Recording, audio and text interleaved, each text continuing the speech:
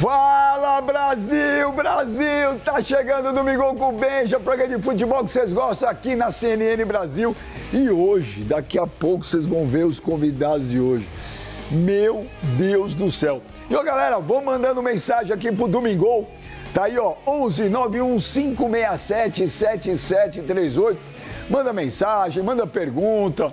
Vocês querem tirar barato do Mano? Pode tirar. Do nosso Mano, né? Não do, do Mano Menezes também, depois de ontem também pode, né? Fiquem à vontade. E olha só o que tem no Domingão hoje. Dá uma olhada, o São Paulo ganhou do Corinthians de novo ontem. Olha lá. Corinthians não consegue ganhar do São Paulo, mas no Morumbi, olha lá. Foi a festa. Ontem foi a festa. E foi a festa na estreia. Na estreia não, né? Porque o Mano estava suspenso ainda pelo Internacional.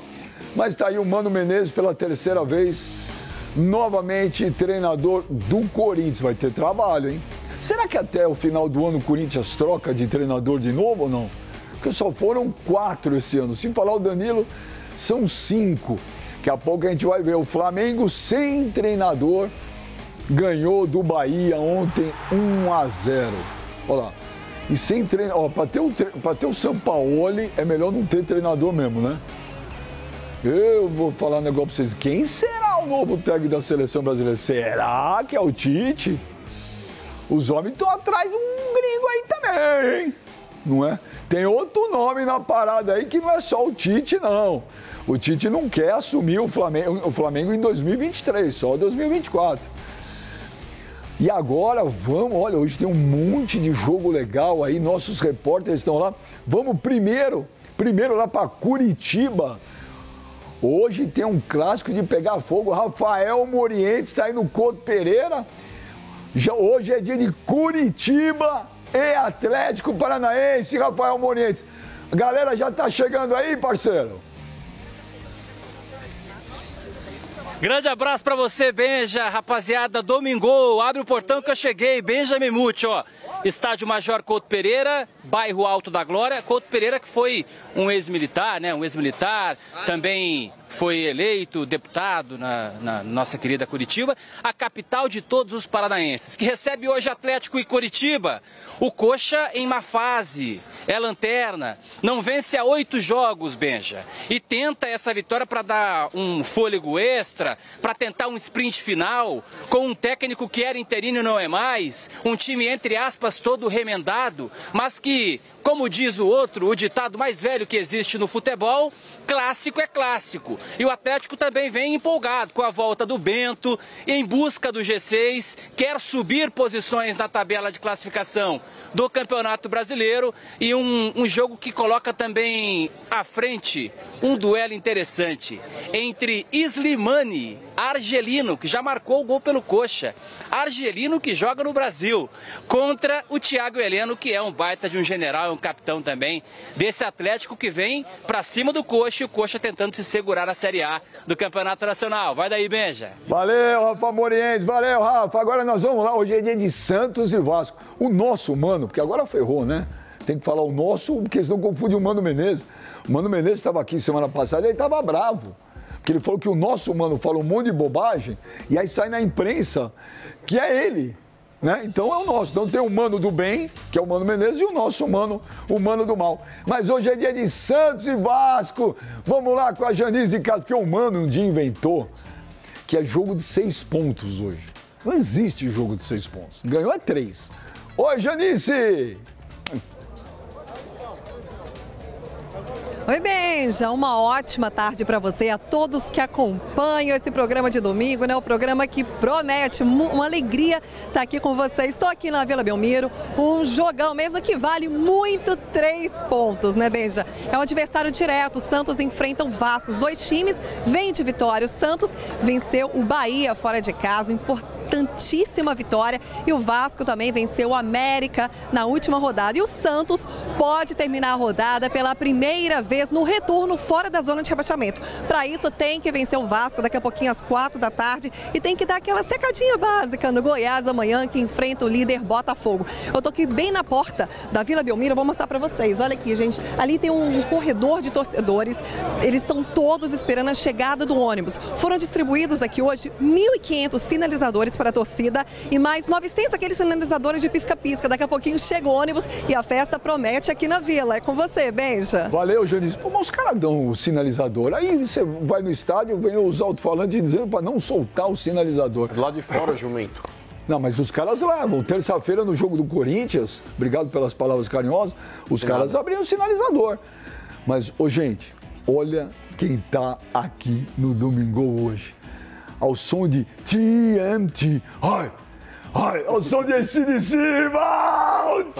Beleza. Walter Casagrande Júnior. Fala, Casão. Beleza. Que alegria. Pô, Casão, obrigado demais ter você aqui hoje. Eu gostei do convite. Para mim foi um prazer participar com vocês aí, trocar uma ideia sobre futebol. Primeira vez, né? Parabéns pelo programa, né? Tá legal, né? Tá legal. Pô, gostei. Valtinho, que demais ter você aqui hoje. E olha que encontro, hein, mano? Walter Casagrande tem Emerson Sheik. Lá na Ilha de Caras, né? O nosso Sheik, ele fica lá na Ilha de Caras. Saiu do jet ski agora. Emerson, não. Ô, Murilo, divide a tela aí. Emerson Sheik e Walter Casagrande Júnior. Tá louco. É pesado demais essa imagem aí. Aí, Sheik. Boa tarde, Narigudo, ignorante, Casão. Boa tarde a todos. Falar uma coisa pra você. Ilha de Caras cada vez menos, viu? Hoje no escritório, ralando, trabalhando e feliz aqui na CNN Domingo, que inclusive está bombando. Bem, a gente está arrebentando, viu? Rio de Janeiro inteiro vendo aí Domingo com Benja. Mandando bem. Você imagina, Emerson Sheik, se um dia rolasse lá a escalação Sheik e Walter Casagrande Júnior no mesmo time? Daí ia ser diferente dessa... Calma, só está começando o programa. Mas essa é diferente. Pô, se ia, dentro de campo e fora. Mas, ô, Casão, deixa eu falar. Que desgraça que é esse time do Corinthians, hein? Cara, é um time que não consegue se organizar. Eu fico duvidando, sabe, se os treinadores têm culpa. Porque a gente sempre critica o treinador. Pô, não colocou o esquema. Qual é a organização do time? Mas esse time não consegue ser organizado por ninguém. Por nenhum cara esse ano, o time do Corinthians foi organizado. Ontem... foi uma pressão absurda do São Paulo, foi pra cima. Aí você pode dizer, pô, mas o Casão, o Corinthians jogou com o time reserva. Mas foi atropelado com o time titular também na Copa do Brasil. Né? Então, assim, eu acho esse time do Corinthians, não podemos falar que é fraco. Não dá pra falar que é fraco, porque você tem grandes jogadores lá. Mas é um time envelhecido, e um time que não consegue se organizar. E, na minha opinião, não se organiza porque falta velocidade. É muita gente com pouca velocidade ao mesmo tempo no mesmo time. Ô, mano, o time é fraco ou o time é envelhecido? Eu concordo com o Casão, eu acho que o time não é fraco, é envelhecido, mas fora isso, eu acho que falta personalidade para esse time do Corinthians, Benja. É um time que se acovarda, é um time frouxo dentro de campo. O Corinthians fez 1-0 ontem com 3 minutos ali num belo chute do Romero, mas foi mais no abafa, Benja, do que uma construção de jogada. O São Paulo acabou errando ali a saída de bola, o Corinthians acabou recuperando e o Romero acertou um belo chute de fora da área. Porém, posto isso, acabou o jogo do Corinthians. Foi um time que voltou para o campo de defesa, sentou no resultado e o Corinthians é campeão em ter essa prática. O Corinthians, mesmo jogando na arena, Benja, contra times menores, Casão, é um time frouxo, é um time que chama o adversário para cima e deixa o adversário. Você falou que o jogo acabou pro Corinthians depois do gol do Romero, não foi? Foi 3 minutos. Pois é. O resto... Exato, 87 minutos, o São Paulo engoliu o Corinthians. Exatamente, foi isso mesmo. É um time frouxo. Então, mas Mas, ô Benja, só com relação ao que o Casão falou a respeito da escalação, mas, Casão, por exemplo, o meio-campo do Corinthians ontem, o Sidney Lobo, que é o auxiliar do Mano, ele me entra lá com o meio-campo, com Cantígio, com o Maicon e com o Juliano. É um cemitério de jogadas. Porque esses três, eles não conseguem entregar absolutamente nada. E não tem velocidade no jogo. Exato. Não tem velocidade no jogo. O que eu acho do Corinthians, assim, fora isso que o Mano falou, que eu falei, que eu acho que se você falar alguma coisa diferente da gente, vai fazer parte do contexto desse time. O time não consegue se organizar e o time sofre com qualquer outro adversário que coloque intensidade no jogo. Se o jogo ficar mais lento, se o jogo ficar mais cadenciado, o Corinthians joga o jogo. O Corinthians é capaz de engolir o adversário, porque o Corinthians, cadenciando o jogo com o Renato Augusto dentro do campo, o Corinthians consegue dominar. O Renato precisa da bola e com um pouco de espaço para ele pensar. Não precisa muito, não, porque ele tem um raciocínio muito rápido. Mas sem ele ter o mínimo espaço, mata o Corinthians. E o adversário coloca uma velocidade, como o São Paulo fez no segundo jogo da Libertadores, da Copa do Brasil, e fez ontem. O Lucas, quando ele acelera o jogo, não tem um jogador do Corinthians que consegue pegar. No segundo tempo, ele fez diversas arrancadas, vocês viram? Sim. Driblando todo mundo, ou de corpo, ou de jogada, ou dando um toquinho que os caras não conseguem acompanhar. E não é só o Corinthians, né? Todos os times têm dificuldade de acompanhar essa intensidade do Lucas, porque ele tem uma intensidade de Premier League. Mas o Corinthians sofre contra qualquer equipe que coloque uma intensidade a mais na partida. O Corinthians não consegue entrar nesse ritmo. Não consegue. E só um detalhe, a defesa do Corinthians titular, pelo menos aqui o Vanderlei estava colocando, era Cássio, Fagner, Gil, Veríssimo e Fábio Santos. É a mesma de 2014, foram Veríssimo. É a mesma de 2014 que o... Quase 10 anos, 9 anos. 9 anos. Então eu vou te falar, não tem um time de Série A no mundo que tem a mesma defesa de 9 anos atrás. Você pode procurar em qualquer campeonato, italiano, inglês, espanhol, turco, qualquer campeonato. Você não vai achar uma equipe do porte do Corinthians, equipe que é acostumada a disputar título, que tem praticamente a mesma defesa de 9 anos atrás. Não tem. O Corinthians tem. Ô, Sheik, é complicado isso, né? Todos nós envelhecemos. É o que o Casão falou, é a mesma defesa há 9 anos praticamente, ô Sheik. O Corinthians não tem intensidade. O Casão falou que quando pega um time que impõe é até complicado. Gente, ô Sheik, depois você viu no gol do Caleri? O Caleri tá dentro da área, o Cantijo tá lá na Avenida na Roque Petroni Júnior, velho. O que tá acontecendo com o Corinthians? Você concorda com o Casa, Sheik? O problema já não é nem mais treinador? Então, bem, já dito tudo isso, né? Eu acho que o pensamento do Duílio lá atrás, junto com o Alessandro, talvez tenha sido que tudo isso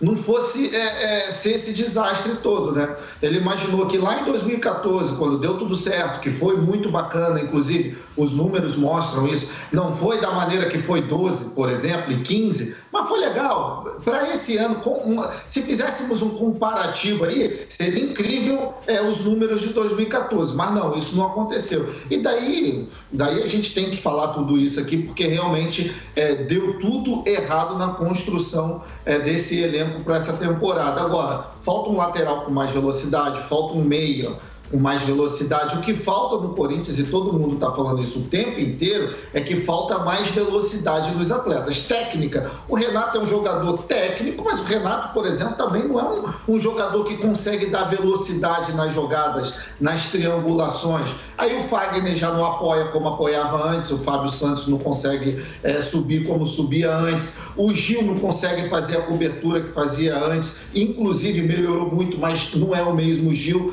Com a chegada agora do Mano, eu acho que o pensamento da diretoria, Benja, é manter o Corinthians na primeira divisão e tentar reformular, mudar completamente tudo para fazer um 2024 à altura do Corinthians, brigando por títulos, brigando lá em cima na tabela, porque realmente 2023 é para esquecer. Ô, Sheik, mas eu vou te fazer a pergunta e depois o Casão eu mando respondo também. Você falou que o objetivo é se manter na primeira divisão. Eu venho falando desde o mês de abril que o Corinthians ia brigar contra o rebaixamento. Tudo bem, o Corinthians está em 12º, tem 30 pontos, mas o Vasco está num momento legal que está crescendo e o Corinthians estacionou ali e não sai, faz 2 meses está ali. O Corinthians, para você, corre risco de rebaixamento, Sheik? Mas é óbvio que corre. Matematicamente, inclusive, por conta de não ter se livrado, isso já afirma aí o que eu estou falando. E pela campanha também, Benja, pela campanha assusta e preocupa todo mundo. O Corinthians precisa rapidamente, eu acho que a chegada do Mano agora com sua comissão, eu acho que o pensamento do Duílio, do Alessandro, das pessoas que estão à frente dos profissionais hoje à frente do Corinthians, exatamente essa. Mudar ali a comissão técnica, trazer ânimo para esse elenco que, com as eliminações e com o rendimento lá embaixo, deve estar com autoestima lá no chão e tentar resgatar aí um futebol para pelo menos pontuar aí, fazer 44, 46, 47 pontos para se livrar do rebaixamento. Ô, Casão, tem risco de cair? Claro que sempre tem risco, porque o Corinthians não consegue sair daquela posição ali. E o Corinthians está dando sorte há meses e meses, porque ele perde e os times concorrentes perdem também. Isso que ele estacionou ali. Todo mundo está estacionado. Só o Vasco começou a subir agora, mas todo mundo ficou estacionado. Então o Corinthians coloca 5 pontos de diferença, depois cai para 3, depois coloca 5 de novo, sabe? Fica naquilo ali. E os que estão atrás não conseguem alcançar o Corinthians. Eu acho o seguinte, corre risco, mas eu acho que não cai. E o campeonato do Corinthians, ele não é um campeonato longo. O campeonato do Corinthians é da posição dele para baixo. Ele não pode perder daqueles que estão embaixo, daqueles que estão embaixo. Ele tem que ganhar dos concorrentes. Você perder, por exemplo, vai para um Flamengo na semana que vem, se perder em casa, vai dar aquele puta confusão, mas não é um drama, porque os outros também provavelmente vão perder, como o Bahia perdeu ontem. O lance é Corinthians e Bahia, Corinthians e Vasco, Corinthians e Santos, Corinthians e América, Corinthians e Goiás, que o Corinthians não conseguiu ganhar em casa. Quer dizer, ali era um confronto direto, o Corinthians nessa partida com o Goiás não poderia nem pensar em empatar. E empatou sendo engolido pelo Goiás. Entendeu? Então, o risco tem quando você olha o rendimento do time do Corinthians. Né? Nem contra os concorrentes o Corinthians consegue se impor. Então, isso aí assusta. Mas, na minha visão, o campeonato do Corinthians é esse campeonato. É esse campeonato de 8 equipes, 8 times. Campeonato de 8 times, que o Corinthians, se ele, por exemplo, não perder de ninguém aqui e fazer resultados com alguns ali para cima, ele vai se salvar, porque aqueles que estão lá embaixo vão perder dos mesmos times que o Corinthians pode perder. Mas o Casão, Mano e Sheik, eu tenho um outro agravante aí, cara, que o Corinthians, essa diretoria conseguiu acabar com o Corinthians. Na minha opinião, o Duílio, eu já falei isso, é o pior presidente que eu vi na história do Corinthians. Fato. E ele conseguiu tirar um negócio que era uma das características do Corinthians, que sempre foi. O time é ruim, quando tem time ruim, mas joga em casa, a torcida, o Corinthians é Corinthians. Vai no... Não tem ido mais, gente. O Corinthians foi eliminado pelo Ituano no Paulista, o Corinthians foi eliminado na primeira fase da Libertadores, não ganha de ninguém em casa. O Corinthians jogou com o Fortaleza semana passada, a Copa do Brasil, foi engolido pelo Fortaleza. O Fortaleza jogou muito mais. Sim. A torcida, ela não consegue contagiar o time. E o time, esse time é tão apático que é uma relação, vice-versa. Nenhum contagia o outro, nem o outro contagia. Então, eu acho que corre risco sim. Eu vou discordar de você de um negócio, Valtinho. Se perder pro Flamengo é um drama sim. Porque tem uma rivalidade aí. Sim, o Corinthians não consegue ganhar do Flamengo faz tempo. Mas o Corinthians não está conseguindo ganhar de ninguém, não é de do Flamengo. Ninguém. Mas é a mesma coisa. Exemplo, você acabou de falar aqui nos lances do São Paulo, o Corinthians não consegue ganhar do São Paulo no Morumbi de jeito nenhum. Não consegue ganhar do Goiás? Então, o Corinthians é esse, cara. Por isso que eu acho que tem risco. Tem risco pra você, mano? Benja, não dá para subestimar o rebaixamento, ainda mais quando você tem um time tão entregue, omisso e submisso como é o caso do Corinthians. Inclusive, essa apatia do time dentro de campo é reflexo da diretoria fora dele. Eu acho inadmissível, Benja, um time entregar o que o Corinthians entrega.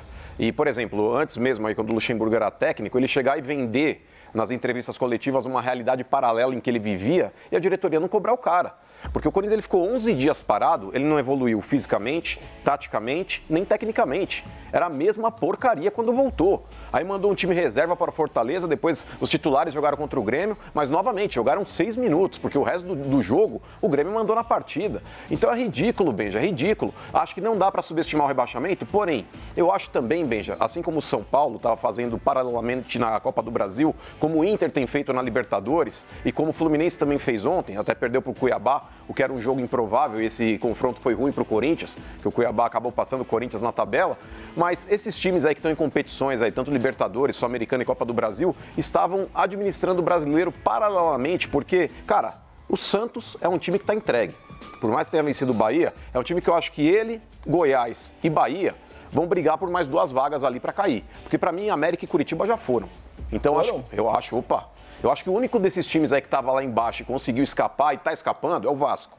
Porque, ó, Santos, Bahia e Goiás, eu acho que brigam pelas outras 2 vagas. Eu não acredito que o América tenha fôlego para escapar do rebaixamento, assim como o Curitiba também. Só uma coisa. Sabe por que a diretoria não cobrava o Luxemburgo? Porque ela vivia no mesmo universo paralelo que ele. Sim, concordo. Tanto a diretoria como o Vanderlei brigavam com a imagem. Sim. Sabe, quando eu entrei na TV pela primeira vez, na Globo, um diretor me explicou o seguinte: ó, Casão, comenta, mas quando você vai falar de uma jogada, olha o monitor que está na sua frente para você não ficar brigando com a imagem. Às vezes você fala uma coisa e está acontecendo outra no monitor. Sim. O Vanderlei Luxemburgo e a diretoria do Corinthians, eles brigaram com a imagem o tempo todo. Enquanto você via o jogo, via o que estava acontecendo, quando ia para a coletiva, o Vanderlei, ou quando o Duílio dava uma entrevista, você fala, esses caras estão vendo outro jogo. Eles brigaram com a imagem, sim, por meses e meses aí. E a diretoria do Corinthians está brigando com a imagem há muito tempo. Há muito tempo. O Vanderlei entrou esse ano. O Corinthians joga mal há 4 anos, gente. São 4 anos. Sim. Não começou ontem a jogar mal. Não é esse ano que a fase está ruim. De bola, tô falando de bola. O ano passado chegou à final da Copa do Brasil, mas de bola, o ano passado não ganhava de ninguém fora de casa. E clássico também não ganhou. E clássico também não. Ô, Sheik, você acha que era o correto demitir o Vanderlei agora? Benja, eu acho que sim. Vou explicar o porquê. Porque já não se tirava mais nada desse time. O Vanderlei não conseguia tirar mais nada. E agora o Corinthians ele vive um momento dentro do brasileiro muito perigoso. Eu concordo com o Carlosão. Eu acho que não cai, mas existe uma possibilidade. E eu acho que uma injeção aí de ânimo nessa galera é a chegada de um novo treinador e que tem uma história no clube. Eu acho que o Mano tem isso, tá? O que muda ali pro atleta, Benja? Deixa eu te explicar. O cara fica mais motivado. Quem não tá jogando acha que vai ter uma oportunidade. Quem tá jogando e que não tá dando certo vai ter que correr um pouquinho mais para continuar no time titular. Isso motiva individualmente e o coletivo ganha com isso. E pro Corinthians é muito boa essa mudança, porque, ó, pode não cair, Benja, mas que é perigoso demais, eu acho que a chegada do Mano, sim. Time grande, que troca 4 vezes de treinador em 9 meses... Sabe, tem um detalhe, só para completar o que o Sheik falou. O Corinthians, ele só está girando perto da zona de rebaixamento há meses. Há meses.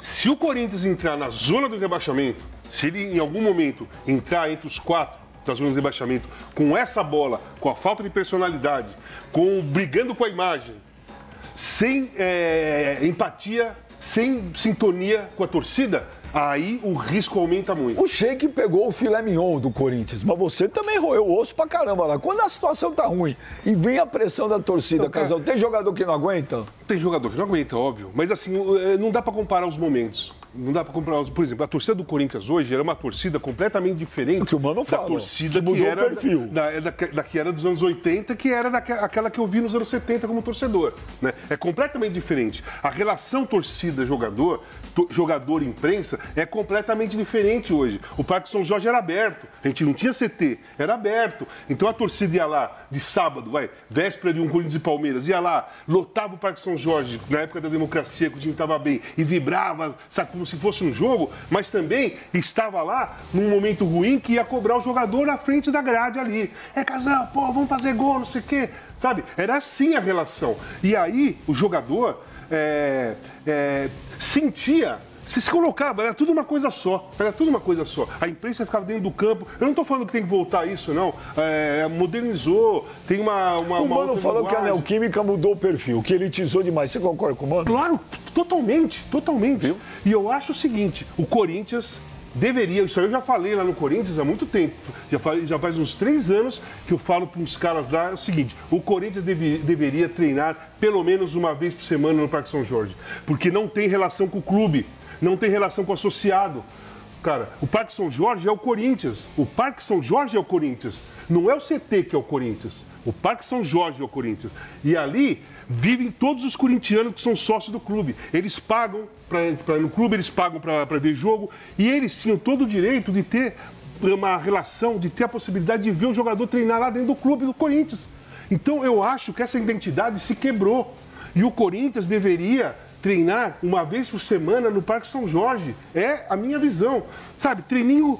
Não um treino... Pô, sábado, o jogo é no domingo, o Sheik sabe. Sábado de manhã, aquele 2 toques, aquela brincadeira, faz no Parque São Jorge, cara. Que os associados vão ver os jogadores ali, vão estar na grade, vão pedir uma foto. Você vai ter relação com o torcedor do clube. Não o torcedor, né, da rua, que vai pro estádio e tal. O torcedor do clube, aquele associado, o senhorzinho que é sócio do Corinthians desde os anos 50.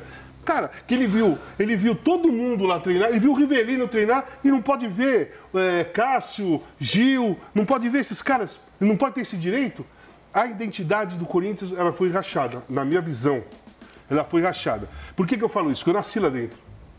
Eu cheguei no Corinthians com 10 anos de idade, para jogar dentro de Leite. E quando eu passei pro juvenil, eu treinava, e acabava o treino, eu ia lá, passava, né, vestiário lá no Parque São Jorge, eu ia lá, parava no Parque São Jorge, na fazendinha, para eu ver os jogadores treinar. Eu via os jogadores treinar e ficava um monte de gente, um monte de moleque vendo o treinador treinar, o jogador treinar. A garotada corintiana não tem a possibilidade de ver os jogadores treinar. Mas eu concordo 100%, Benja. E eu venho falando a respeito dessa gourmetização que acontece no futebol, Casão, há muito tempo.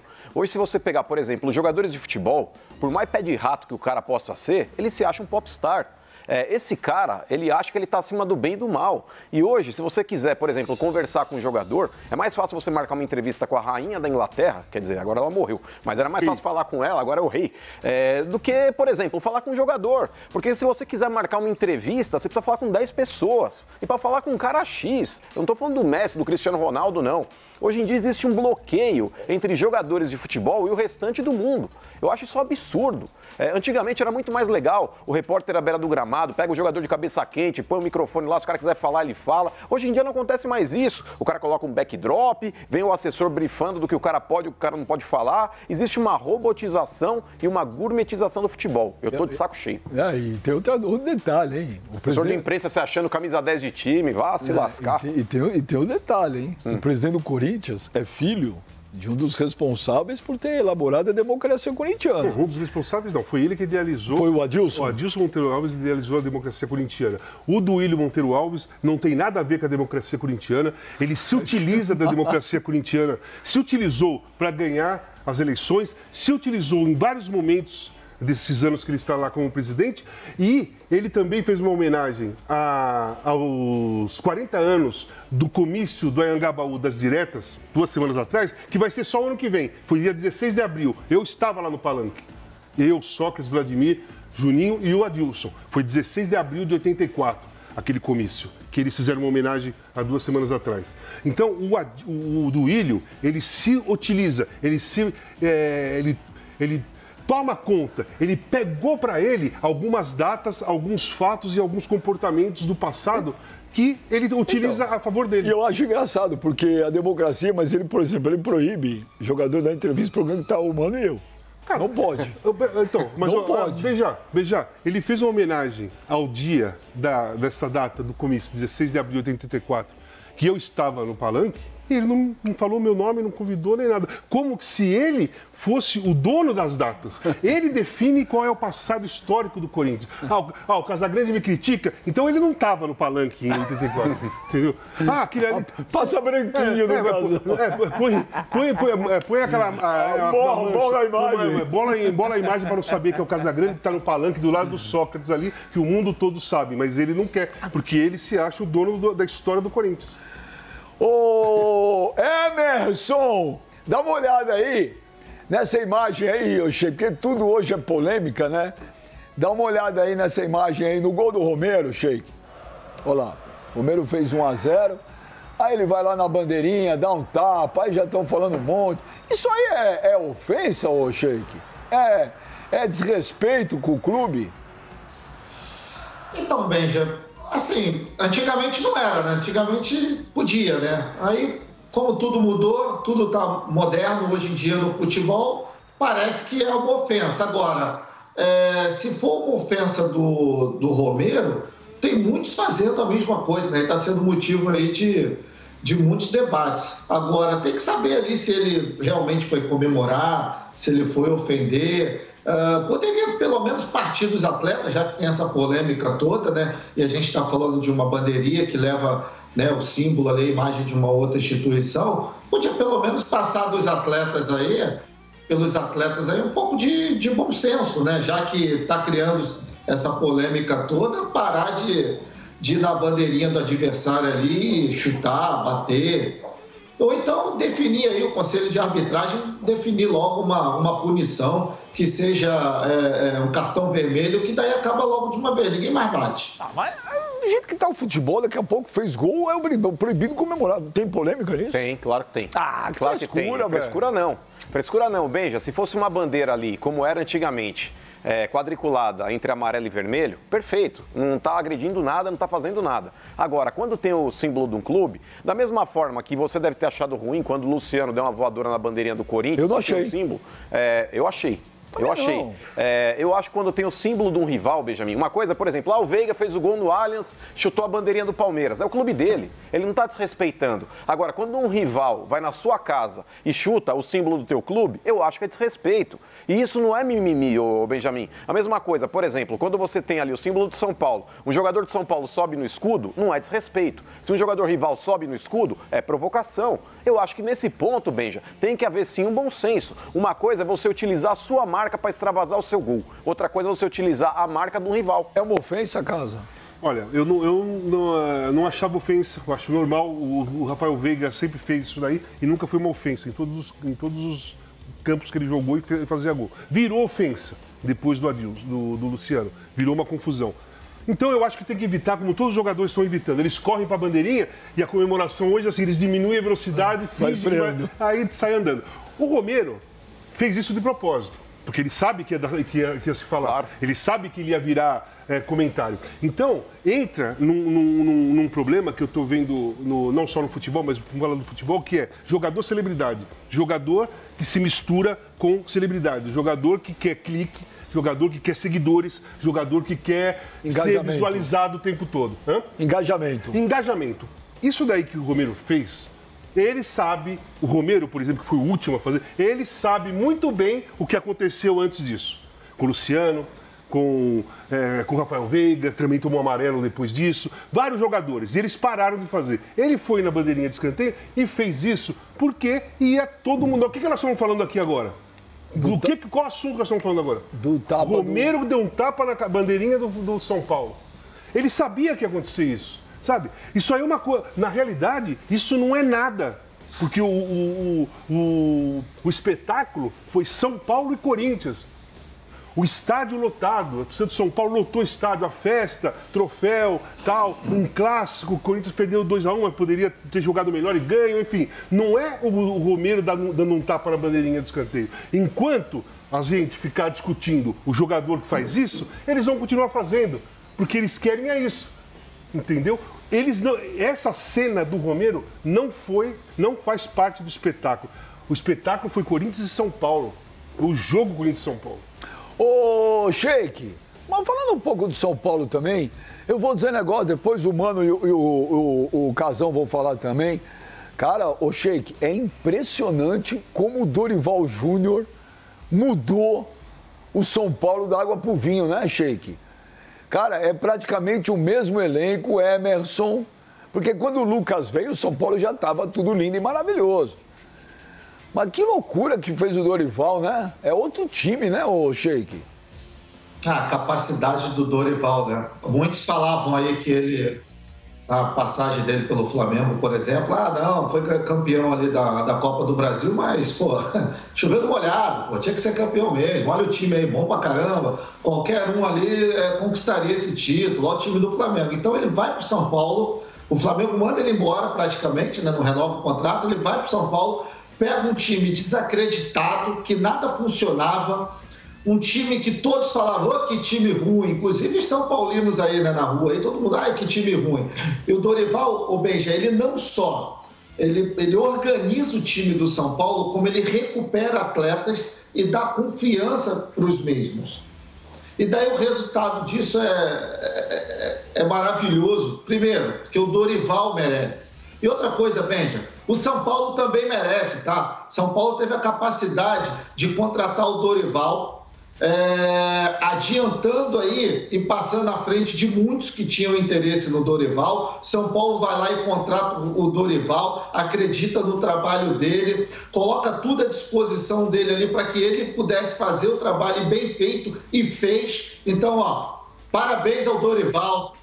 Parabéns ao São Paulo, a diretoria, que criticávamos aí, a diretoria do São Paulo um tempo atrás, acertou muito nesse início aí de segundo semestre, principalmente. Tá de parabéns o São Paulo, Dorival, título da Copa do Brasil, merecido demais, demais.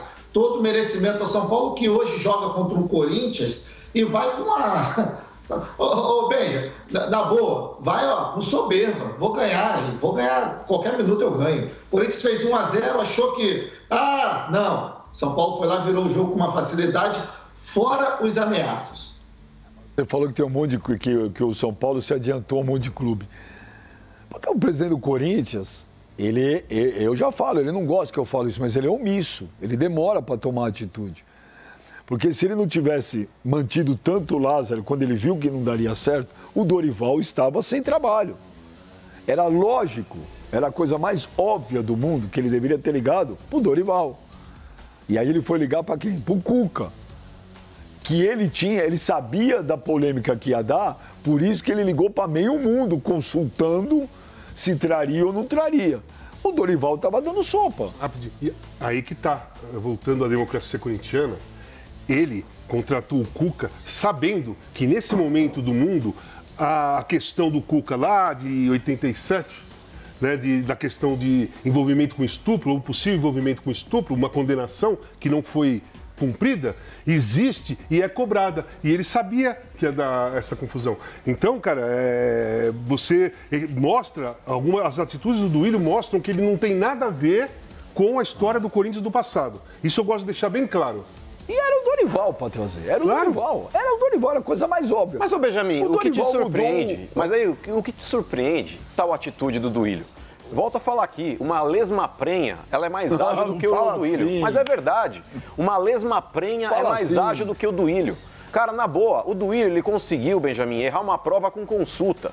Esse ano de 2023 é imperdoável, porque o ano passado ele manteve um técnico que era um estagiário, que era o Silvinho, ele viu a besteira que ele fez, depois ele trouxe o Vitor Pereira, que bem ou mal ele conseguiu ajeitar o time do Corinthians e colocou o Corinthians aí na 4ª posição do Brasileiro e numa final de Copa do Brasil, foi embora daquele jeito que a torcida odeia o Vitor Pereira e com razão, porém, dentro de campo, ele fez o que ele pôde, ainda mais sem conhecer o elenco. Esse ano, Benjamin, ele começa novamente repetindo o erro do ano passado, quando ele coloca o Silvinho ano passado e esse ano ele coloca o Lázaro.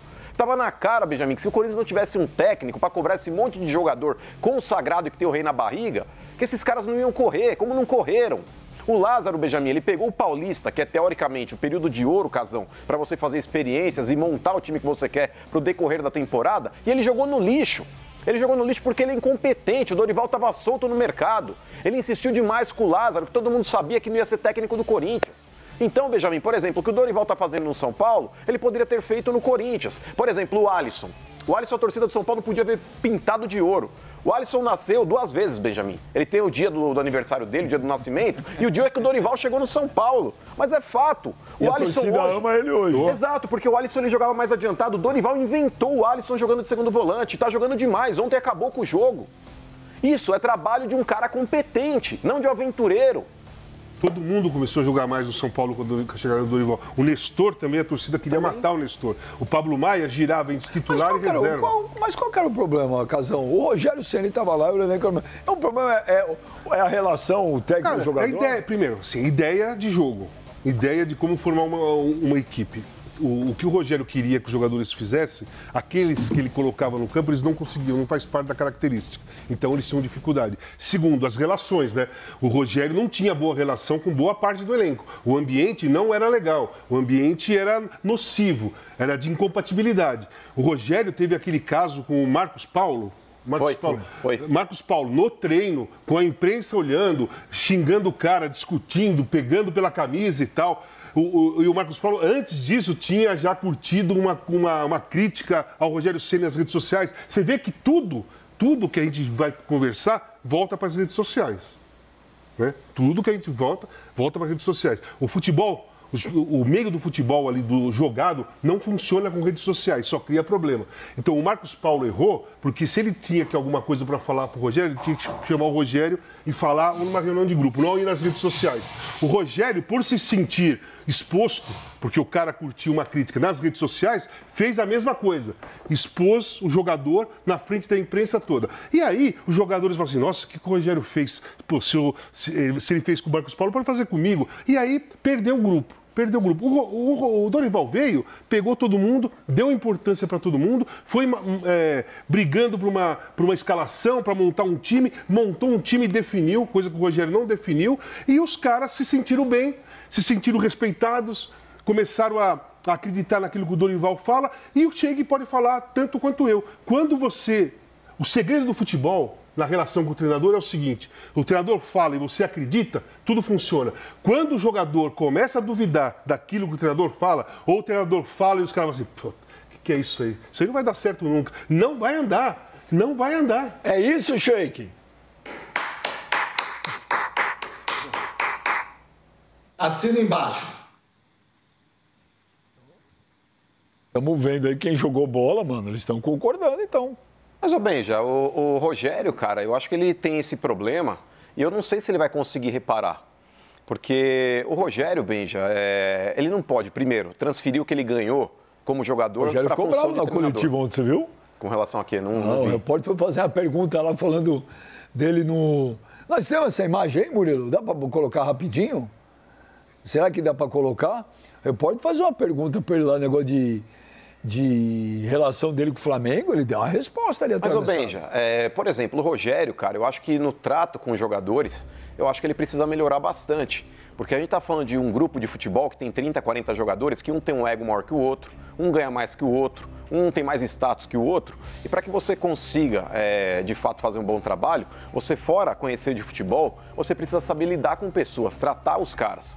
E o Rogério, muitas vezes, ele bate de frente. Eu acho que o Rogério, muitas vezes, é aquele cara muito autoritário e até certo ponto, não sei se arrogante também, com relação ao trato com os jogadores, e isso pode ser um agravante na carreira dele. Porque uma coisa, Benjamin, ele tem esse comportamento em times menores, que aí ele olha no vestiário e todo mundo fala, olha, o Rogério, olha, não sei o quê. Outra coisa, ele fazer isso dentro de um vestiário que tem um Dedé, um Thiago Neves, como foi no Cruzeiro, como foi no São Paulo, como foi no Inter. É complicado, Casão. Eu acho que o Rogério, dentro do próprio Flamengo, eu acho que o Rogério, se ele conseguir melhorar esse trato com os jogadores, ele pode ter sucesso na carreira, porque é um cara muito inteligente e conhece bastante de futebol. Mas, infelizmente, hoje a gente está num mundo que, se você não souber equilibrar pratos dentro de um elenco, vai ficar numa situação muito complicada, né? Ele não conseguiu se desligar da história dele de jogador para começar uma história como treinador. São duas coisas diferentes. Ele, como treinador, ele não é vencedor ainda.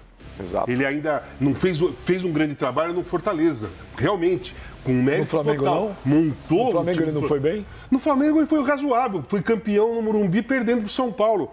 Que o Corinthians salvou ele. Que o Inter empatou com o Corinthians. Com o Corinthians, senão o Inter seria campeão. O que acontece? Enquanto o Rogério não se desligar, o Rogério jogador, todo mundo tem que baixar a cabeça e falar, pô, esse cara foi um vencedor, esse cara foi até injustiçado, porque merecia ter participado de mais jogos da seleção brasileira, talvez ser até titular em alguma Copa do Mundo. Merecia pelo trabalho dele como goleiro. Acabou a carreira como goleiro, como jogador de futebol, goleiro que ele foi, acabou que começa a outra, cara. Você, no início, quando você vai começar... Eu fui começar como comentarista. Eu não fui treinador, eu fui comentarista. Eu não era nada, eu não sou jornalista, eu tive que começar.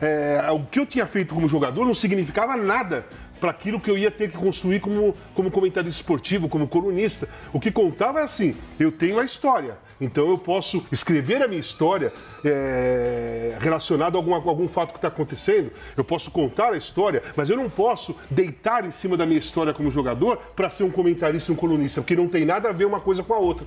E no Rogério é a mesma coisa. Ele continua deitado em cima da história como treinador para fazer a carreira dele como jogador. Como jogador, para fazer a carreira dele como treinador. E aí não consegue, porque não dá, não tem nada a ver uma coisa com outra. Você está discordando do Casão? Não. Eu só queria voltar num tema, Casão, a respeito do técnico Cuca, que a gente estava falando aqui a respeito do Duílio. Eu, se fosse o Duílio, eu também não teria comprado essa briga, como eu já disse ano passado, porque antes do Corinthians trazer o Vitor Pereira, já houve uma tentativa do Corinthians em trazer o Cuca, e ele sabia que a torcida reagiu mal, que a torcida naquele momento já começaram os protestos e tudo mais, mas esse ano ele decidiu trazer o treinador Cuca. Você acha que faltou pro Duílio, talvez, manter o cara ali? E quando eu digo manter, estar do lado, preservar o cara, porque em diversas oportunidades, Casão, inclusive na entrevista coletiva do treinador, o presidente não estava do lado dele. Se ele quis comprar essa briga, falando eu sou o presidente e eu vou contratar, por que ele não ficou ao lado do Cuca em todos os momentos? Então, primeiro assim... E se o Cuca se fosse técnico do Corinthians até hoje, se o Corinthians poderia estar melhor do que primeiro assim, ele não fez isso. Eu sou o treinador, eu contrato e pronto. Ele foi perguntar para 300 mil pessoas para ver se ele podia contratar. Ele não comprou briga nenhuma. Ele foi atrás de uma retaguarda. De um respaldo. E só foi perguntar para pessoas que ele tinha certeza que iam concordar com ele. Ele não perguntou para ninguém que ia falar, Duílio, você tá louco? Você não pode entrar numa briga dessa. Então, ele não assumiu essa bronca. Em relação ao Cuca, não dá para saber, cara. O Cuca fez 2 jogos com o Corinthians. 2. Perdeu pro Goiás lá. E o Remo.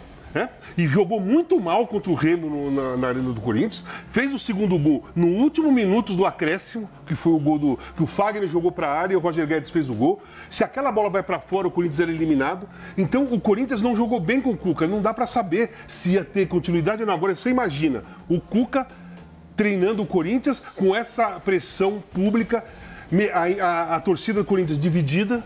A torcida do Corinthians dividida, uns apoiando, outros criticando, a opinião pública pegando pesado, porque o caso é pesado mesmo, não é uma brincadeirinha. Ele não roubou um chocolate na venda da esquina, tá? Ele não foi julgado por um chocolate, foi por outros motivos. Então, a briga era indigesta, não havia necessidade de colocar aquilo ali. E eu acho até que a fase pior do Corinthians foi exatamente depois dessa confusão.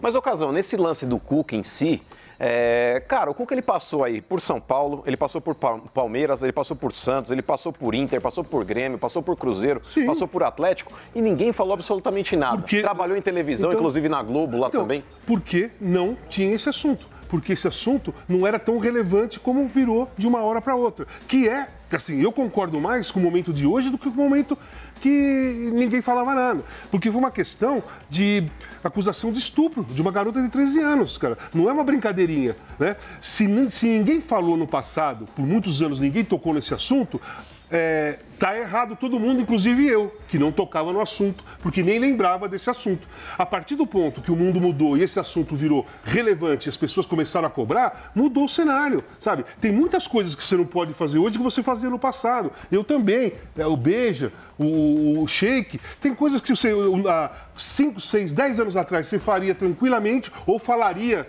tranquilamente. Mas hoje não dá. Hoje você não pode falar. O mundo mudou. Tem coisas que mudou para melhor, tem coisas que mudou para pior. Tem coisas que exageram e tem coisas que não exageram. Agora, eu tinha falado para vocês, Sheik, mano, Casão, o galera que tá assistindo a gente. Daqui a pouco nós vamos falar do Flamengo, mas o trecho lá que o Rogério ficou bravo com o repórter, tá aqui, presta atenção. Vamos ver. O Flamengo vive um ano bem complicado. Todo mundo está percebendo isso. E você passou por uma situação relativamente semelhante, né? A maneira com que você saiu, teve áudio vazado, clima interno muito conturbado, disseram que o elenco, que o staff não gostava de você. Eu queria que você fizesse um paralelo entre esse momento, claro que você não está mais lá, mas baseado no que você viveu, o Flamengo que teve... Não, nosso momento é bem distinto. Eu fui 3 vezes campeão aqui. Esse é o primeiro detalhe. Quem sai 3 vezes campeão não pode pensar que você traz da mesma maneira. Outra coisa, eu não tenho nada para reclamar, só tenho coisas boas a falar das pessoas, dos atletas, da comissão que aqui trabalhou. A pessoa aí que você fala do áudio vazado, e você tem razão, eu não conheço. Essa pessoa eu cumprimentava na hora do almoço. Ele não pode falar absolutamente nada de mim, porque eu nunca troquei mais do que um bom dia com essa pessoa. Eu não sei o nome da pessoa. Eu via, talvez, na hora do almoço. Eu nunca entrei na sala dessa pessoa. Ô, Sheik, o Rogério já tava com uma cara brava lá, né? Perdeu e tal. Mas você viu? Pô, ganhei 3 títulos lá, ô Sheik. Não, mas não foi mal educado, não. Achei que ele tinha dado uma espanada. Não falei que ele foi mal educado. Eu achei que ele tinha dado uma espanada, mas não deu, não. Não, achei que ele não, na verdade ele deu, né? Mas deu de uma maneira sutil e inteligente. Mas ficou bravo. Ficou bravo o Rogério, viu? Mas esse caso aí realmente, o Benja, eu lembro do caso e eu sei um pouco dessa história. O Rogério não tinha muito contato mesmo com essa pessoa, viu? Fica gravado aí. Não tinha? O cara fez de sacanagem, Sheik? E vazaram de sacanagem também ou não? Benja, não é novidade para ninguém. Eu nunca trabalhei com o Rogério, ele como treinador. Eu, no início da minha carreira, joguei com o Rogério. Inclusive, ele foi um cara incrível. Na época que eu joguei no São Paulo, estava subindo para o profissional, ele foi incrível comigo. Como treinador, e nós que estamos aí envolvidos com futebol, a gente escuta muitas histórias do Rogério, né? O Rogério não tem um relacionamento bacana com outro atleta, isso aí é o que eu ouço, mas eu nunca trabalhei com ele, tá? Mas diretamente com esse funcionário do Flamengo, o Rogério realmente não tinha nenhum contato além do bom dia, boa tarde e boa noite. Porém, no Flamengo também tinha alguns atletas que não gostavam muito da postura e do jeitão do Rogério. Cada um com o seu perfil, viu, Benjamin? Ô, Casão, o Rogério foi bem aí na resposta? Foi bem, sim, porque ele foi campeão carioca, se eu não me engano. Acho que ele foi o segundo título, acho que é Taça Guanabara, né, se eu não me engano. E Campeonato Brasileiro, não é? Não são os 3 títulos que ele... porque no Rio conta, né? Taça Guanabara conta, né? O que é ridículo, né? O que é ridículo. Mas sempre contou, desde quando era garoto. Sempre foi um troféu importante. Antigamente tinha Taça Guanabara, Taça Rio e o Campeonato Carioca. Eu achei que pode falar. Como se fosse campeão do primeiro turno, né? A Guanabara, né? Então, porque lá, nos anos 70, eram 3 times que iam para as finais do Campeonato Carioca. Era o campeão da Copa Guanabara, o campeão da Copa Rio e o cara que chegou em primeiro lugar na terceira fase, 3 turnos. E aí ia para a final. Vi várias vezes Flamengo, Fluminense, América, Fluminense, Vasco e Flamengo, Botafogo. Várias vezes, era um triangular. Todo mundo jogava contra todo mundo e o time que fez mais pontos era campeão. Então era normal isso. Contar. E ele coloca no currículo porque tem que colocar mesmo, que todo mundo coloca. Então são 3 títulos. São 3 títulos, sim. Gostando ou não, são 3 títulos. Você pode discutir o peso. Você pode discutir o peso do título. Você tá... Casão, o primeiro turno do Paulista. Mas o Corinthians em 74, quando foi campeão do primeiro turno do Paulista contra o São Paulo, no mas não saiu da fila, ninguém respeita. Não saiu da fila. Mas a torcida invadiu o Pacaembu, correram, deram volta olímpica, foi uma festa. Mas comemora 77. 74 ninguém saiu da fila. Ô, Casão. Não, eu entendo, mas pra nós nunca foi, mas pra eles sempre foi. Ô, Casão, é verdade que quando o Corinthians quebrou o tabu contra o Santos em 68, que não deixava de ganhar, 11 anos sem ganhar do Santos, foi gol do Flávio e Paulo Borges. É verdade que no dia que quebrou o tabu, a torcida gritava 1, 2, 3, o Santos é freguês? Gritava. É verdade? É verdade, mas a história diz, né? Ô, mas em 74 eu não sabia, a torcida invadiu mesmo? Pode pegar aí, mas entra na internet, que eu vejo de vez em quando. Você põe lá, Corinthians 1, São Paulo 0, 1974. Vai passar os melhores momentos do jogo, que foi péssimo. Péssimo melhores momentos, horrível. O Pacaembu estava totalmente lotado. Quando o Zé Roberto, o centroavante, fez o gol de cabeça, que ele entrou na virada, ele entrou no jogo, primeiro cruzamento, ele fez o gol de cabeça, o estádio caiu. Quando acabou o jogo, todo mundo invadiu. Os caras andavam de joelho, o torcedor atravessava o campo de joelho, tô te falando sério. Tá fazendo um preview pra 77. Tá na internet, cara. Só não conta como título, porque aqui em São Paulo não conta campeão do primeiro turno. Não conta, mas no Rio sempre contou. Bom, nós vamos fazer o seguinte, nós vamos fazer o primeiro intervalo aí, na volta vocês vão ver o que o Duílio falou na coletiva dele aí na sexta-feira. Daqui a pouco tem Flamengo, tem Palmeiras, tem o Clássico lá em Curitiba, tem muita coisa, tem Santos e Vasco. Não sai daí, porque a audiência está bombando, nós estamos bem. A gente já volta.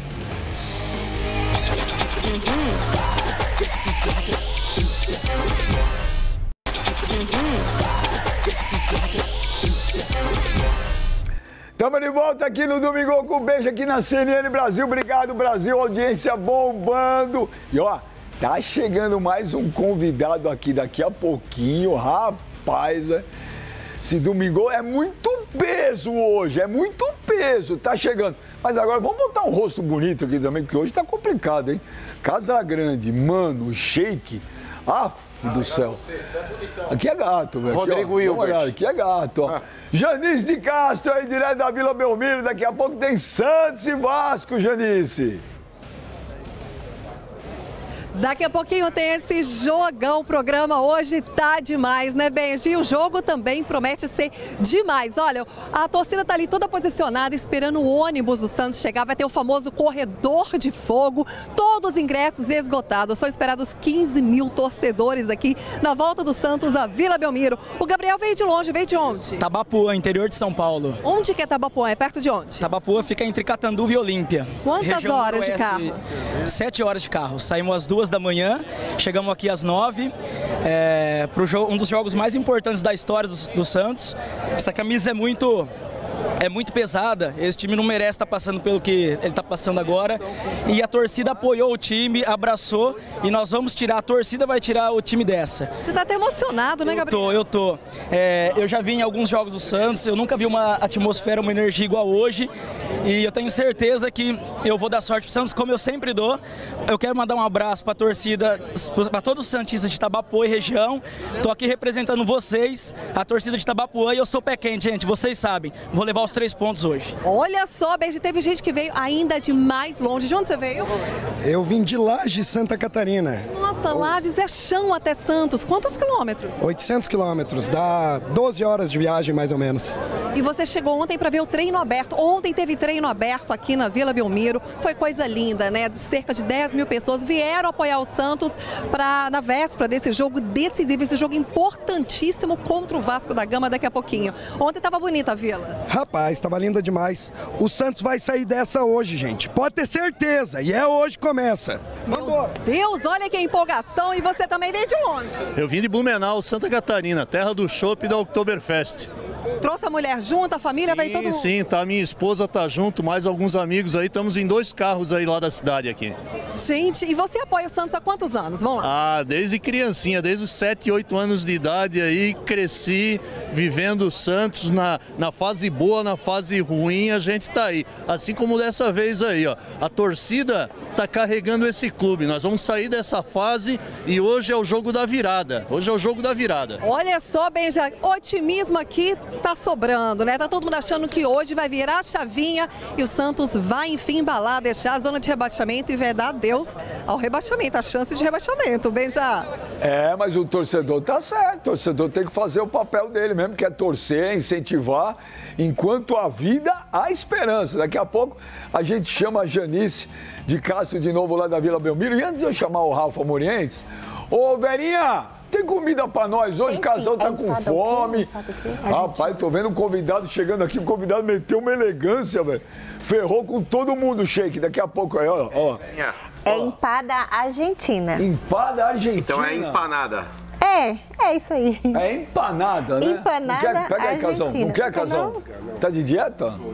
Tá de dieta, Casão? Pô. 60 anos, né? Se não tiver um esforço de fazer dieta, a coisa desanda. Você não mandou o teu recado pro teu grande amor? Manda um recado pro seu grande amor. Oi, meu amor, tudo bem? Você quer comer uma empada argentina? Tá uma delícia. Ai, meu Deus do céu, meu coração dispara, velhinha. Que saudade. Também. Velhinha, tô com a boca cheia. Agora você fala o seguinte. Vamos lá para Curitiba, com o nosso Rafael Morientes, que hoje é dia de Curitiba e Atlético. Hoje é dia de Curitiba e Atlético. E o nome do repórter? Esqueci. Esqueceu? Fala assim.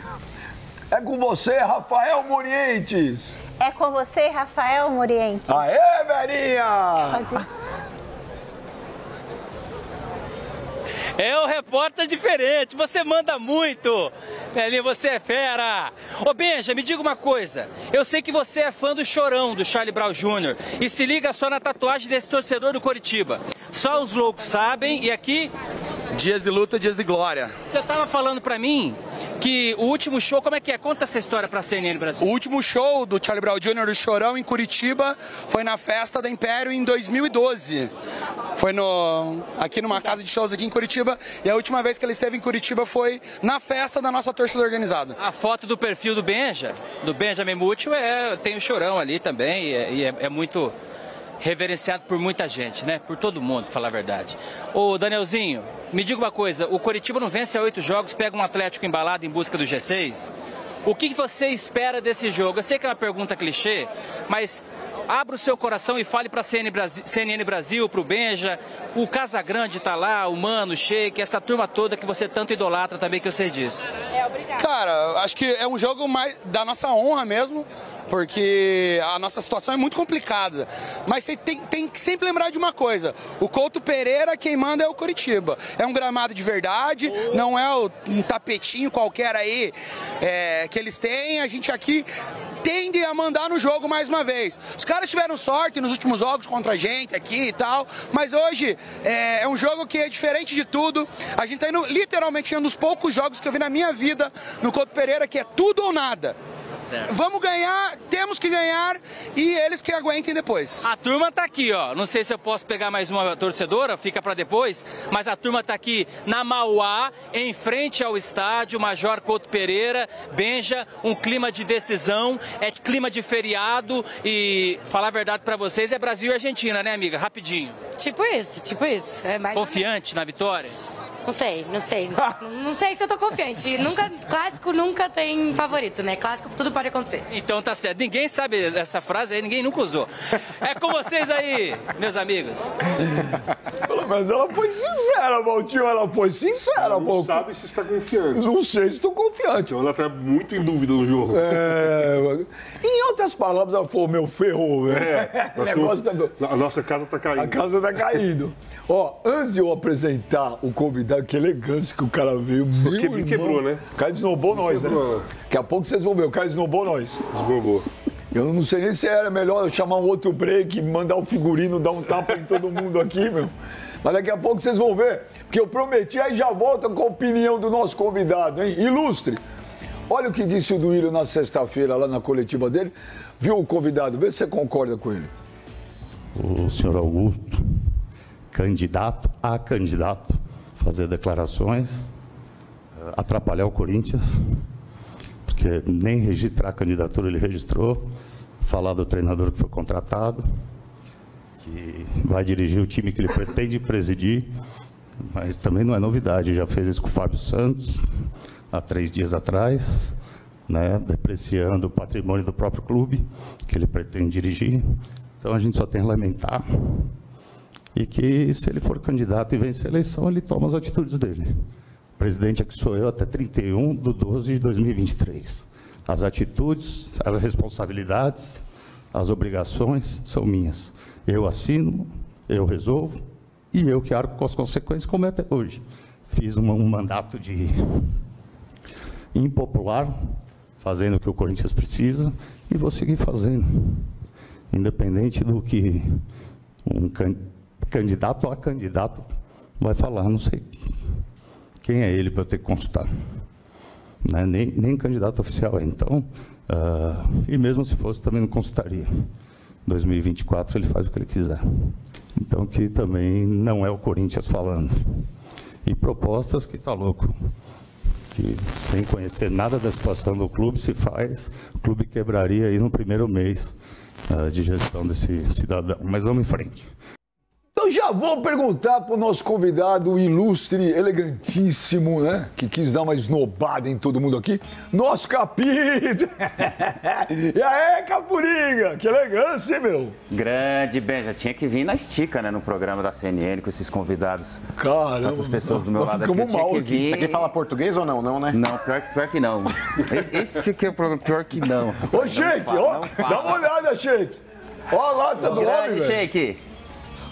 Ídolo, tudo bom? Não, vou falar uma coisa, veja. Toda vez que eu encontro com ele, ele tá impecável. Lindo. Maravilhoso. Isso aí é um show. Que homem, Benjamin. Que homem, Benjamin. Cara, eu tô na CNN ao vivo, então caramba, tem que, né? CNN Brasil tem que meter uma beca, tem que estar na estica, né, meu? Deixou nós numa situação complicada, mas tá bom. Cafuringa, você está chegando agora, obrigado por você estar aqui com a gente, você, o Casão hoje, o programa tá incrível.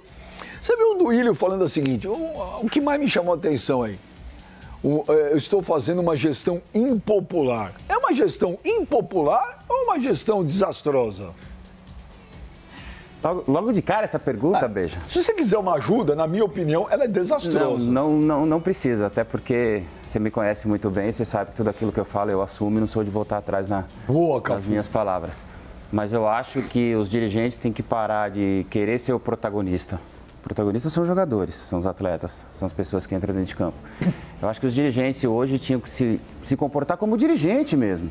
Eu acho que tinha que ter esse cargo, essa função de dirigir um time, uma equipe. Treinar a equipe é para o treinador, jogar é para os jogadores. Agora, a parte burocrática, a parte extra-campo, realmente o dirigente tinha que se comportar como um dirigente. Ter um pouco mais de profissionalismo, seria isso. Eu acho que se você profissionalizasse um pouco mais os dirigentes do futebol brasileiro, eu acho que o futebol brasileiro, que é um dos melhores futebol do mundo, talvez não estaria nessa bagunça do jeito que está. O que nós estamos vendo hoje realmente se você pega... Eu vou te dar uns números aqui, que antes de vir para cá eu estava dando uma olhada nos números. Quando você fala de dirigente, você fala de gestão. Você fala de estar fazendo a gestão de uma empresa, de um grande clube. E quando você faz a gestão de um grande clube, como é um Corinthians, que é um grande clube, aí você começa a pegar os números, você vê que os números acabam não batendo. Talvez seja aí por uma falta de conhecimento, não, porque eles têm o conhecimento da causa. Talvez uma falha na administração, uma falha na gestão, para não falar outra coisa, talvez sim. Porque se você pega um clube, por exemplo, que em menos de 3 anos passou mais de 6 treinadores, você não vem falar para mim que você tem uma gestão sã. Mas o Flamengo é exemplo. Mas o Flamengo, que é exemplo de gestão hoje, em 5 anos teve 10 técnicos também. Não é exemplo de gestão. Então, todo mundo fala que o Flamengo hoje é o exemplo. O Flamengo é completamente diferente. É isso aí, é completamente diferente. Quando você fala de gestão, você fala programação, começo, meio e fim. Quando você fala de uma boa gestão, é você dar condições do treinador trabalhar, dele fazer a sua programação, do começo, o meio e o fim.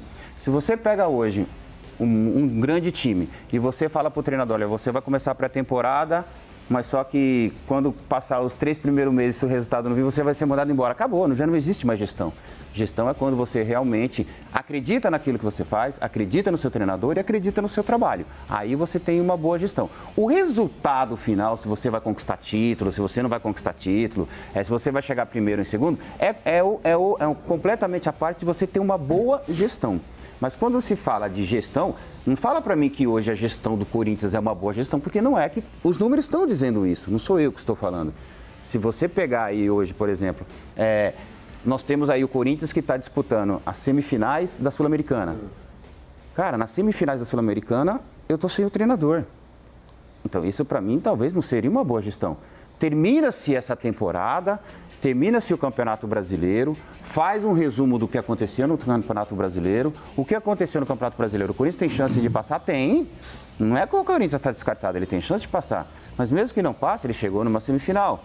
Está numa situação do Campeonato Brasileiro e tem condições de subir, então espera terminar. Aí... Você não teria mandado o Luxo embora? Não, eu não teria.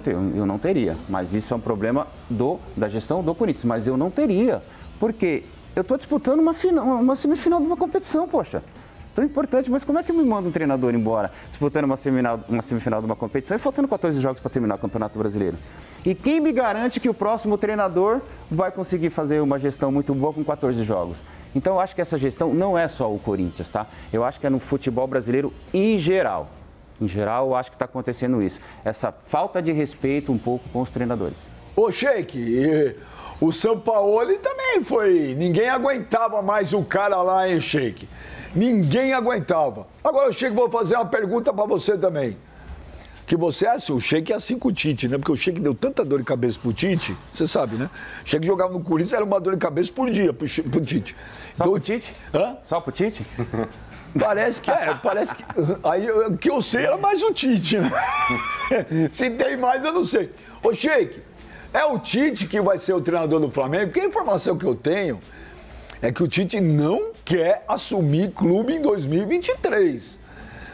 E que o Flamengo trabalha na surdina também por um treinador gringo aí.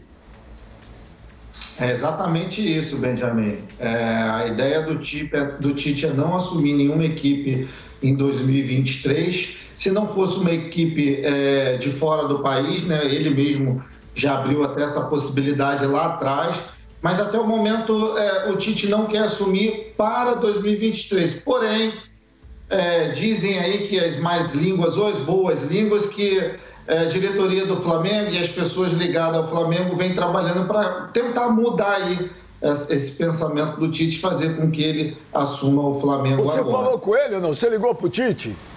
Não, Benja, não liguei para ele, mas eu, por coincidência, encontrei na saída de um restaurante aqui na Barra da Tijuca o Landim, presidente do Flamengo, junto com o Marcos Braz, e pude dar um abraço neles e fiz uma brincadeira com eles começaram a rir, mas também não foi dito nada, eles só estavam indo jantar mesmo, aquele restaurante que você já cansou de ir, que sabe muito bem onde fica. Aí você tomou uma mordida na virilha, Sheik, ou não? Para de falar besteira, seu ignorante. Seu ignorante. Não, imagina, o Marquinhos e o Landim são pessoas incríveis que eu gosto muito. Mas, Benja, o resumo do Tite é isso. O Flamengo vem trabalhando aí para poder ter o Tite de imediato, né? Mas a ideia dele é só 24. Ô, Casão, duas coisas. Primeiro que é o seguinte, que loucura que é, né? Casagrande, Cafu, Mano, Sheik. O Sampaoli, por onde ele passa, é um tsunami. Ele não deixa saudade em lugar nenhum. Ninguém gosta dele. Minha opinião, é um treinador superestimado. Eu não vejo isso. Tem gente que fala do São Paulo, parece que é uma coisa de louco. Ele é péssimo no dia a dia. Os caras do Flamengo não aguentavam mais ele. O pior trabalho que eu vi do São Paulo foi esse mesmo. Como um todo, né? Porque ele não conseguiu fazer o time jogar, ele não definiu um time titular e as relações foram péssimas. E o chute no balde foi exatamente o soco do preparador. Ele ficou quieto, hein? O soco do preparador no Pedro, que ele não tomou a posição do lado do jogador. Que ele não chamou o jogador. Na tua carreira, você já tinha presenciado algo assim, um preparador físico batendo jogador? Não, nunca vi. Você já, Cafu? Não, primeira vez na história. Nunca vi um cara da comissão técnica agredir um jogador. Já vi discussão pesada, os caras, deixa pra lá, mas o cara dá um soco no jogador. Não, isso aí não existe. O cara tem que ser mandado embora na hora e o treinador tem que ficar do lado do jogador, mesmo que o preparador físico seja irmão dele. Se eu sou o treinador, o meu preparador físico é o meu irmão, e o meu irmão dá um soco no Pedro, manda o meu irmão embora e eu vou ficar do lado do Pedro. Eu tenho que chamar o Pedro para conversar. É ele que foi agredido, é ele que é patrimônio do clube, é ele que eu tenho que recuperar. Esse aqui vai se virar, vai responder processo, vai fazer o que for. O treinador tem que ficar do lado do jogador. O São Paulo não ficou. Demorou dias para o São Paulo chegar e conversar com o Pedro. Dias. E depois da agressão ele soltou uma nota totalmente... eu fico muito triste quando dois amigos meus brigam. Mas não teve briga, Cafu. Briga é quando dois trocam soco. Quando um só é agredido, não é briga, é agressão. Não tem briga. Então eu achei desastroso o trabalho. Eu gosto do São Paulo, eu gostei do trabalho que ele fez no Santos. Sabe, gostava dele na seleção do Chile, na Laú também, quando ele treinava. Gostava, achava o futebol dele ofensivo, legal. Mas esse trabalho dele no Flamengo foi desastroso em todos os sentidos, principalmente nas relações. Você não conseguir fazer o seu time jogar, acontece.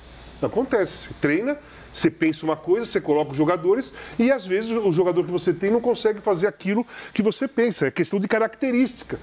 Sabe, você tem um grupo lá com uma certa... O time do Flamengo, o grupo do Flamengo foi montado por uma certa característica, que o Jorge Jesus usou muito bem a característica de todo mundo ali.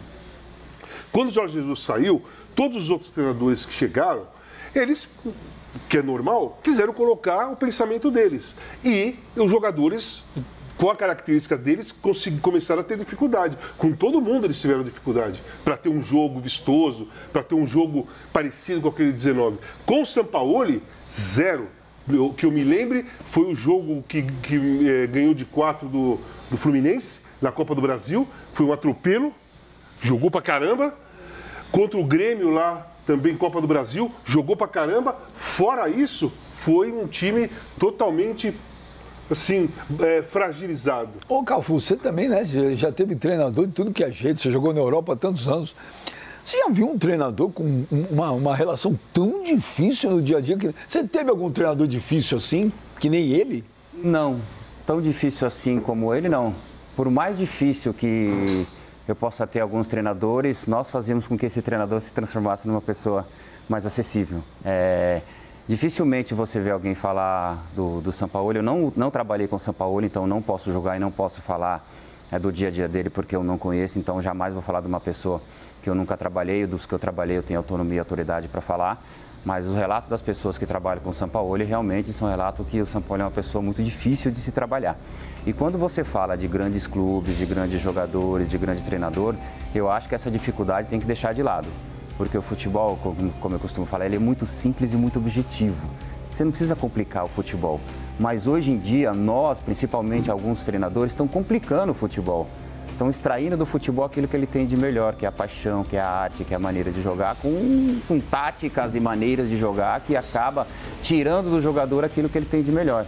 E eles estão levando para dentro de campo hoje, e eu vejo isso na maioria dos treinadores, uma agressão que não precisa, sabe? O futebol violento, truncado, que tudo é motivo para reclamar, tudo é motivo para espernear, tudo é motivo para xingar as pessoas.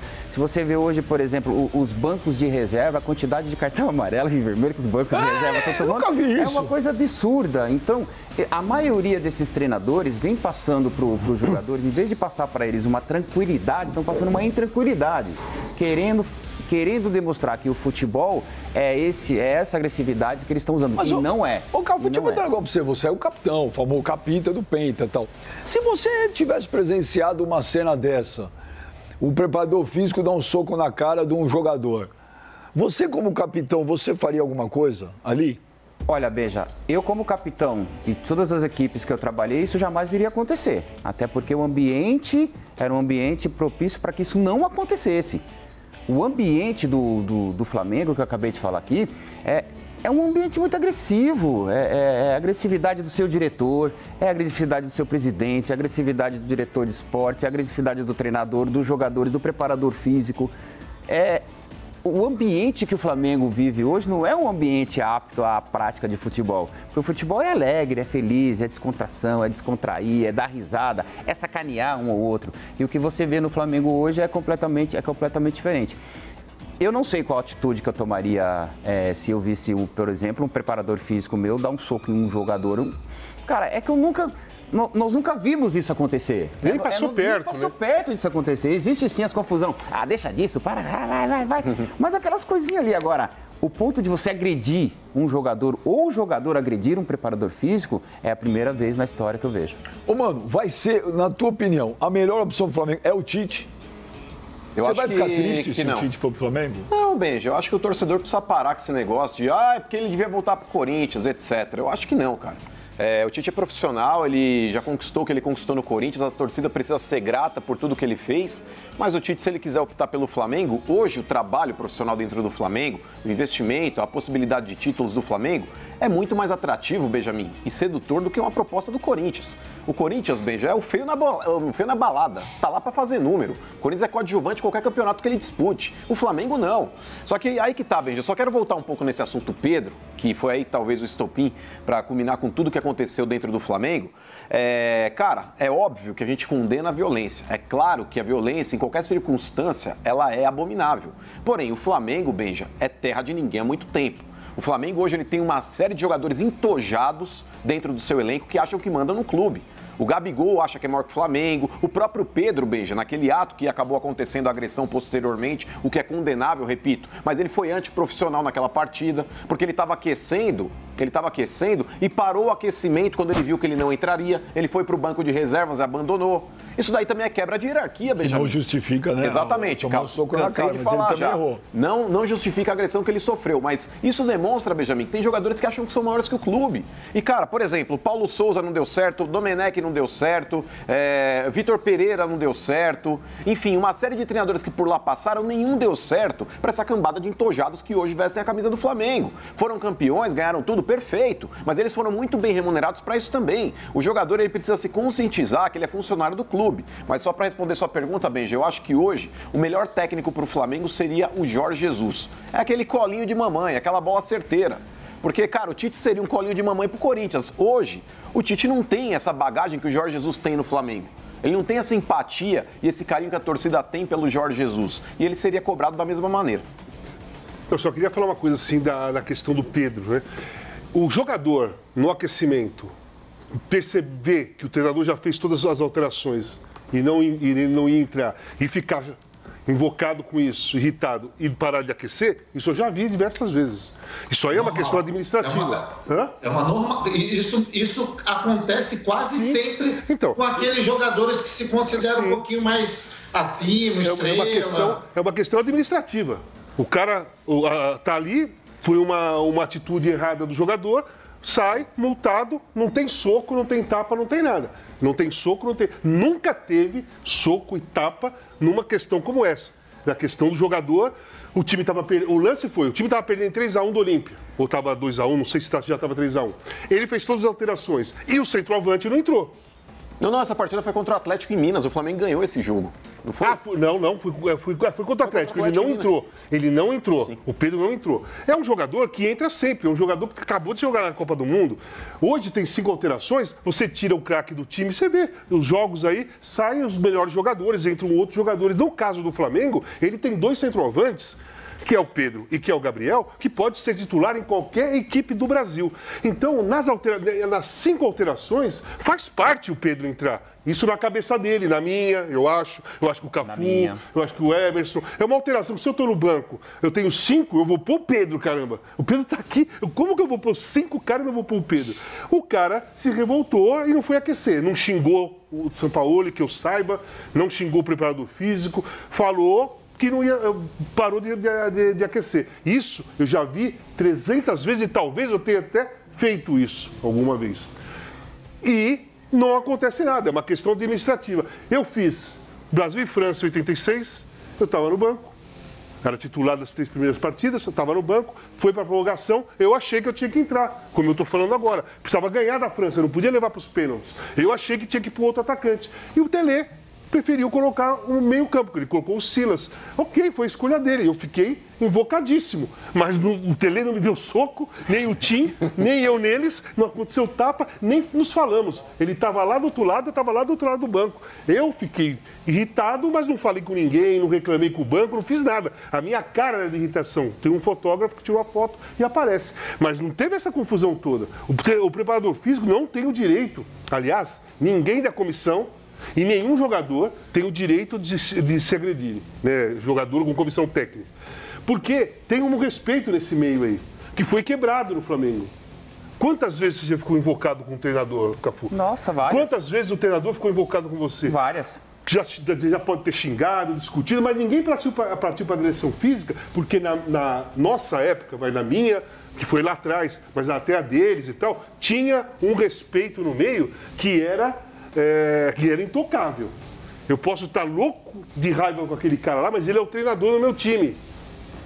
E o preparador físico pode estar morrendo de raiva de mim, mas eu sou o centroavante do time, estou no banco, eu posso resolver o jogo. Como o cara vai me dar um soco, caramba?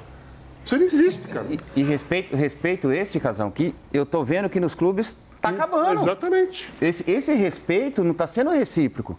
Na nossa época era recíproco o respeito entre o treinador, o jogador, o preparador físico, a torcida, o repórter, os parentes.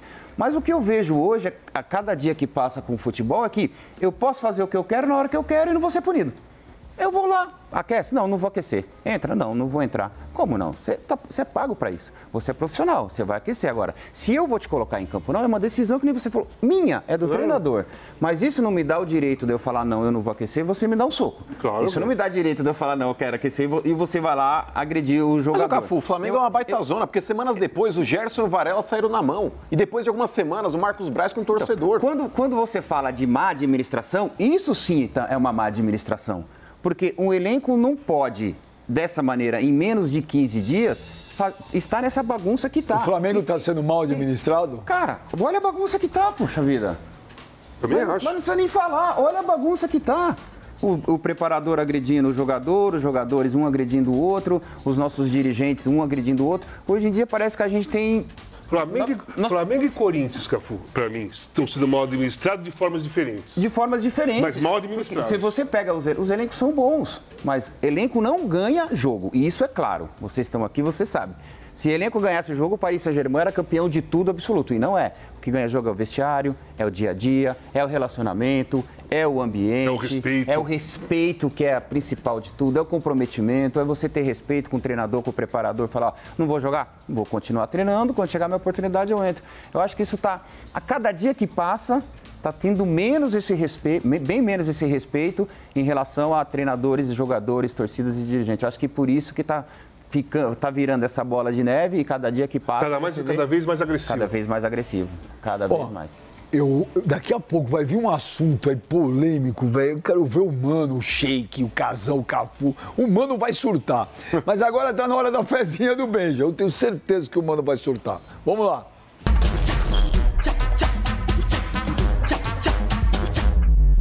Cara, eu quero aproveitar esse momento para dar parabéns para mim de novo. Quero me auto-parabenizar. Eu quero me auto-parabenizar. Há 3 meses eu não acerto um palpite. São Midas ao contrário. Eu sou um... Tira o I e põe um E. E um R. Inacreditável. Né, Picuí? Até meu amigo Picuí, que é grande corintiano, fala, pô, não é possível, você não acerta uma. Vamos ver se hoje eu vou. Olha só, hoje é dia de Santos e Vasco, eu acho que vai ser um jogão. Acho que o Vasco está num momento bom, o Santos aí tá indo, precisa ganhar de qualquer jeito, eu acho que vai ser jogo aberto com muitos gols. Eu tô indo de Vasco, hein? 3-2 pro Vasco hoje. E olha as odds lá na KTO. 2,54 pro Santos, 3,14 e 2,90 pro Vasco. Quer dizer, tá equilibrado. Vamos pro próximo jogo. Clássico Mineiro, hein? Cruzeiro e América. Eu vou de Cruzeiro 2-0. Eu acho que o América tá mal, eu tô com o Mano, e o Mano foi que o América... Pro Mano, o América já caiu, acho que tá difícil pro América salvar. E olha só, olha as odds da KTO, 1,68 Cruzeiro, 4 pro empate e 4,75 pro América. O que isso significa? Que o América é a zebra pra hoje, é zebra. Vamos pro próximo jogo da rodada aí do Brasileirão.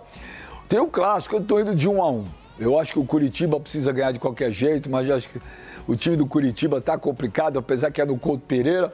O Atlético Paranaense tem um time melhor, mas, pô, o Vitor Roque, rapaz, que sacanagem, Vitor Roque, né? Que triste ele ter se machucado. Eu vou no empate 1-1. Olha as odds na KTO, 3,20 pro Coxa, 3,33 o empate e 2,25 pro Atlético. Na KTO, o favorito é o Atlético. Tem mais jogo aí, vamos para mais um jogo da rodada do Brasileirão lá, que eu fiz a fezinha lá. Hoje tem Red Bull, Bragantino e Palmeiras. E ó, ô Palmeiras, velho. É difícil segurar esse time do Palmeiras aí, gente. Eu vou de 1-0 Palmeiras e olha as odds. 1,96 é pro Red Bull. Tá certo isso? Ué, 3,40 o empate e 4 pro Palmeiras, porque o Palmeiras vai com o time reserva, né? O Palmeiras vai com o time reserva. Ó, eu mesmo assim, eu fui de Palmeiras, velho. E ó, o negócio tá bom, a odd tá boa aí, mano. Vamos pro último jogo da rodada aí. Botafogo e Goiás. Eu acho que dificilmente o Botafogo perde hoje. O Botafogo, mano, que passou o mês inteiro de setembro sem marcar um ponto e sem pontuar, hein? Sem ganhar, hein? E se o Botafogo perder hoje e o Palmeiras ganhar, cai para 4 pontos. O campeonato pega fogo. Mas eu vou de Fogão 2-0. As odds na KTO 1,53 Botafogo, 4 empate e 6,50 pro Goiás. Ou seja, Goiás é uma zebrona aí, tá bom? Então você já sabe, acesse aí KTO.com, faça lá tua fezinha, teu palpite, precisa ter mais de 18 anos e presta atenção, gente, é para brincar, é para se divertir com responsabilidade, não é para fazer loucura aí, roda a vinheta.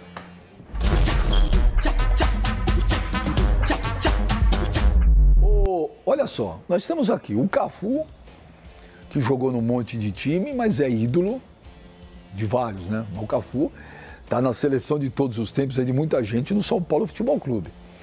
O Casão, talvez tem gente que não lembra, mas o Casão jogou no São Paulo. Eu lembro na época que para mim parecia que o mundo tinha acabado, né? Mas ele jogou no São Paulo. E o Emerson Sheik, para quem também não sabe, começou no São Paulo. Não era Emerson, era Marcos, né? Não, é meu nome, Márcio. Márcio. Era Márcio quando ele jogou no São Paulo. Então temos 3 caras aqui que passaram pelo São Paulo. E o Casão foi bem no São Paulo. A torcida gosta muito do Casão. Pergunto pra você, Cafu, que é ídolo. São Paulo hoje tem a torcida mais popular do Brasil? Uma das mais populares, sim. Mudou muito o perfil do torcedor do São Paulo para você? Mudou bastante. Você vê nos últimos jogos, por exemplo, do São Paulo, a quantidade de pessoas que estão indo. E a quantidade de crianças também, né? Mas é por causa do preço, que o São Paulo costuma cobrar preço mais barato que Corinthians e Palmeiras? Isso é fato. Se você tem um preço um pouco mais acessível, você consegue levar mais pessoas para o estádio. Se você pega uma família, por exemplo, de 5 pessoas e você tem que comprar 5 ingressos, acaba pesando no bolso. Então, eu acho que a maneira de você trazer os torcedores para o estádio é exatamente essa, fazendo com que não pese tanto no bolso do torcedor, que hoje nós temos jogos praticamente a semana inteira, então você não consegue ver 3 jogos durante a semana, por quê? Muito caro. Então, se você baixa um pouco mais o preço, dá um pouco mais de qualidade para os torcedores, com certeza a tendência da torcida é crescer. Mas o ficar na fila não ajuda também? O marketing do drama não ajuda? Eu preferia não ficar na fila.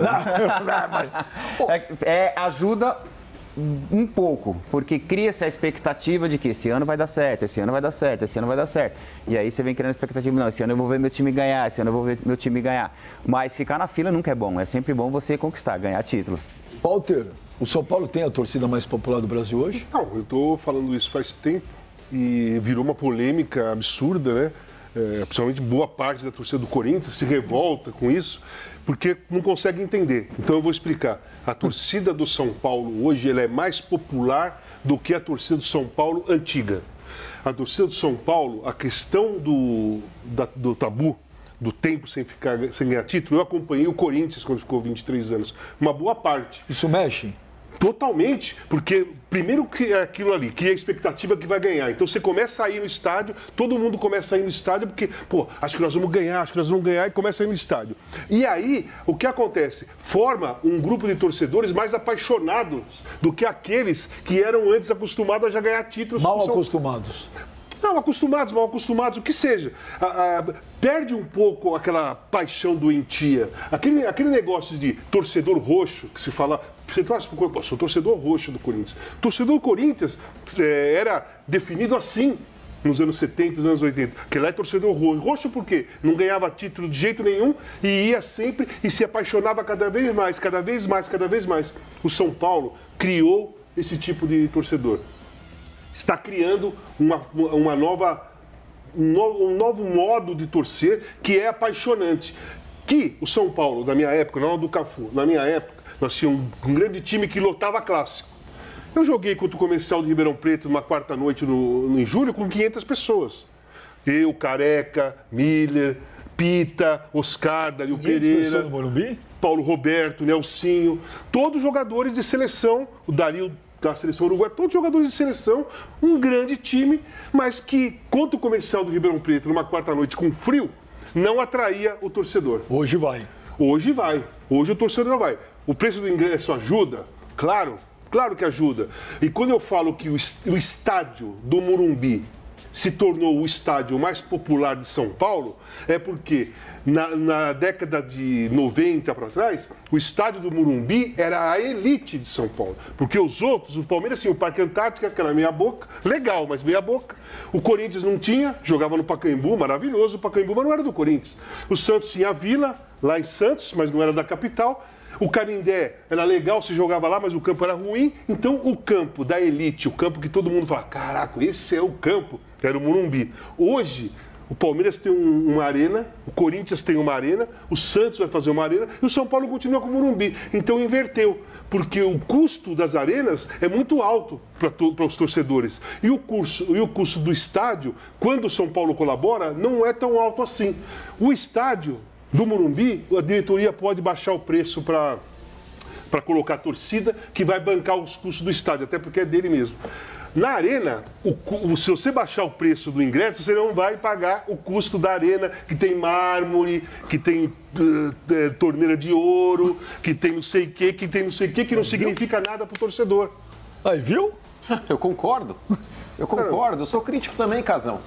Quando eu falo que eu preferia 1000 vezes a vibe do Pacaembu comparado à Arena, não dá nem pra comparar. Aí vem a Fiel Pullover e fala assim, ai, mano, ai, é nossa casa. Eu concordo, é legal ter um estádio? Claro que é. Mas o Corinthians, ele transformou o seu torcedor, Benja. O público que vai na Arena não é mais o público do Pacaembu. O público do Pacaembu era um público muito mais vibrante. Hoje em dia, cara, você vê lá a Fiel Pullover, o cara tá aqui assim... A Fiel Pullover? Gol, gol, gol, gol. O cara vai bater o pênalti, o cara tá aqui, ó. Ele não quer ver a desgraça do jogo. Fiel Pullover? Fiel Pullover. O cara não quer sentir a emoção do gol. Exato. Ele quer filmar. Ele quer filmar pra pôr no Instagram. Exatamente. Ah lá, ó, quero engajamento. Ah lá, você viu como entra as redes gol, sociais?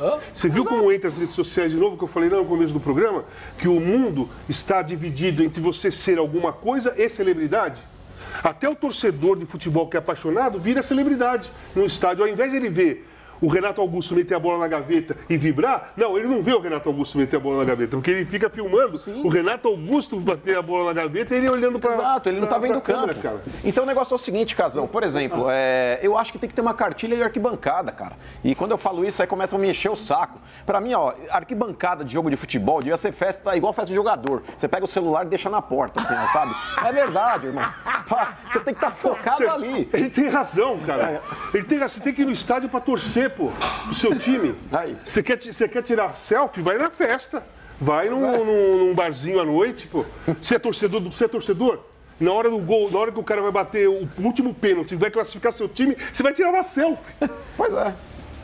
Tô certo, Casão? Tô certo. Eu concordo com você, mano. Tamo junto. Nós somos um torcedor raiz. Verdade, isso mesmo. Ó, pra você ter uma ideia, eu nunca fui preso na Arena, Benjamin. No Pacaembu já fui, no Morumbi eu já fui, Cafu. Na Arena eu nunca fui, mudou um pouco. Eu vi jogo do Corinthians no Parque São Jorge, pô, sentado atrás do gol, apertado, o Parque São Jorge lotado, explodindo, e eu lá com meu pai sentado vendo o jogo. Quer dizer, não dá pra comparar épocas, tá? Não dá para comparar a época, eu não sou contra a modernidade, de forma nenhuma. Eu só acho que, às vezes, a paixão está sendo trocada pela visibilidade nas redes sociais, sabe? Eu acho isso. Ô, Emerson Sheik, antes de mais nada, eu quero que você responda. Só uma coisinha. Fala. O Emerson Sheik, vamos supor que eu estivesse com um celular que filmasse na época da final da Libertadores. Quando ele saiu na cara do gol, eu ia virar, ia fazer assim, eu ia filmar ele fazendo o gol, mas eu não ia ver o gol. Eu ia ver o gol à noite no replay. Casão, mas ali era o Pacaembu também.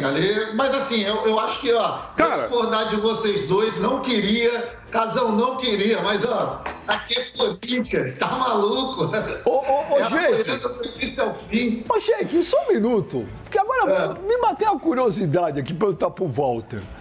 Dia 4 de julho de 2012, você estava comentando o jogo pela Rede Globo. Sim, já tinha feito o jogo lá na semana anterior. E você nunca negou que você é torcedor do Corinthians. Você nasceu lá na Penha, Zona Leste de São Paulo. Desci lá dentro do Corinthians. Pô. Nesse dia, uma Libertadores, você bateu uma sensação diferente, mesmo estando comentando o jogo? Bateu uma sensação estranha, porque o Corinthians nunca tinha ganho uma Libertadores. E eu, como eu sou do torcedor antigo lá de trás, a importância da Libertadores ainda não tinha caído a ficha. Qual é a importância da Libertadores? Porque pra gente, torcedor dos anos 70, dos anos 80, ganhar os clássicos no Campeonato Paulista, ser campeão paulista, era mais legal do que o brasileiro. Era assim antigamente. Mas o Cafu também não pegou essa época de ser campeão paulista. Só que é o seguinte, lá no Japão, sim. Lá no Japão foi pesado. Foi emocionalmente, mesmo? Foi. Logo da entrada, que nós chegamos cedo e o Galvão, aí quando eu comecei a ver entrada, cara, parecia que era o Pacaembu. Só tinha gente do Corinthians entrando naquele estádio. Ali deu uma mexida forte, porque você fala, caramba. Nós fomos viajando, eu fui cruzando um monte de corintianos, né, em escala, lá no aeroporto de Tóquio. Eu falei, pô, tudo bem, tá indo ver o Corinthians, mas você não tem noção da multidão que tá indo. Você está dentro daquele grupo que é bastante. Mas, pô, olha, quanta gente tá indo ver o jogo do Corinthians, você não tem noção de quanta gente é. No estádio, quando eu vi entrar, cara... Mas você trabalhando ali, porque vocês quando trabalham, é diferente, você se concentra. No gol do Guerreiro, você... Claro que eu vibrei, só que eu falei pro Galvão logo no início. O Galvão não tinha aquela frase? Hoje, time tal é o Brasil da Libertadores. Exato. Ah, eu falei pra ele, Galvão, eu vou usar a sua frase. Hoje o Corinthians não é o Brasil no Mundial? É, então eu vou torcer pro Corinthians. Não, tio, na hora do gol do Guerreiro, você fez assim? Pô, vibrei com o gol desse cara do Emerson. Sheik? Pô, cara, sensacional. 2 gols, final de Libertadores, cara. Não é pra qualquer um, não. Cara, quantas Libertadores o Corinthians jogou, quantas ele ganhou e quem fez 2 na final? Gol de peso. O Emerson, gol de peso, cara. Gol de peso marca a história do cara. O Emerson não precisava... Se o Emerson tivesse só 2 gols na carreira dele e fosse aqueles 2, ele tava na história do Corinthians pra sempre. É isso, cara. Gol de peso. O cara que faz gol, o Cafu que cruzou muita bola pra o cara fazer gol, sabe que a importância do peso do gol. O gol que você guarda pra você. O gol que tem peso. E o peso não é o que os outros acham que é o gol pesado. O peso, quem define, é você que fez o gol. Esse gol é pesado pra caraca. Esse gol que eu fiz, eu gosto pra caralho. Porque ele é pesado. Você pode achar que o gol que eu fiz contra outro time é mais pesado. Eu vou falar, não, mas eu prefiro esse aqui. O do Sheik, cara, acabou. A história do cara tá no Corinthians com 2 gols e não precisa fazer mais nada. Vai ser lembrado pro resto da vida, cara. Caraca, hein, Sheik? Olha isso, meu. Primeira vez que eu vejo um casão falar assim, ó. É pra emocionar, hein, Emerson? Caramba, o Casão falou no início do programa que ele praticamente nasceu, né, dentro do Corinthians, dentro do Parque São Jorge. Eu comecei a gostar e amar o Corinthians bem depois, inclusive. Mas toda essa emoção e tudo isso que o Casão passou agora para todos nós, eu sinto também, viu, Benja? Porque eu fiquei praticamente 10 anos dentro do Corinthians, foram 10 anos assim incríveis da minha vida e da vida do Corinthians também, dentro da vida da instituição, dos torcedores. E é óbvio que comparar amor, sentimento, é muito difícil. Mas consigo dizer aqui que entendo um pouco dessas palavras fortes e que recebo com todo carinho, com todo amor, mas a minha paixão e a minha gratidão, sobretudo, ao Corinthians, ela é muito grande também. Então, pô, Casão, obrigado aí. Olha só, e eu falei... Sheik, como torcedor do Corinthians, eu não falei como um ex-jogador que passei muitas vezes pela mesma situação que você, fazer gols importantes, ou como um jornalista, ou como um comentarista. Eu falei de coração como torcedor. Aquilo que eu senti no Pacaembu naquele dia, eu passei para você aqui hoje. É muito sincero, é muito honesto, é muito espontâneo, porque eu falei... eu não pensei para falar, foi meu coração que colocou as palavras na minha boca. Coração de torcedor. Não, mas eu posso falar com muita autonomia também, porque eu sou apaixonado por futebol, eu amo grandes jogos, grandes jogadores e grandes gols.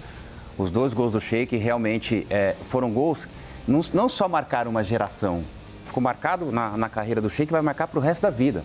Foram os gols que levaram o Corinthians a ganhar a Libertadores e aí ao Mundial e quebrando um paradigma, quebrando um tabu que vinha há muitos anos. Então, tem gols e gols. Você, Sheik, fez os gols que realmente... Tem gol que tem carimbo. Que tem carimbo. E esses 2 gols seus realmente são 2 gols que ficaram carimbados na história do Corinthians, na história Você pode fazer 300 gols na sua carreira e nenhum ser carimbado. Nenhum vai ser carimbado e tão importante como esse. Então, pra gente que gosta de futebol, que é amigo, é parceiro, que se você vê uma pessoa brilhando, um cara do bem, um cara que trabalha, um cara que é ídolo e se tornou ídolo fazendo aquilo que ele mais sabe fazer, que é gol e jogar futebol, realmente são gols que marcam, como aquele gol do Basílio, depois que quebrou, 77, do Corinthians ficou anos e anos sem ganhar o título. Então, esse gol também marcou. E você também, Sheik, você ficou marcado e está marcado na história do futebol, não só corintiano, mas do futebol mundial. A mesma sensação em 2002, que eu estava lá no estádio comentando o jogo Brasil-Alemanha.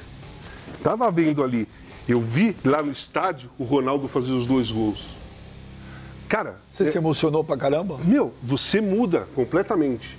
Você muda completamente. Você esquece completamente que você tá, onde você está. Sabe, você sai.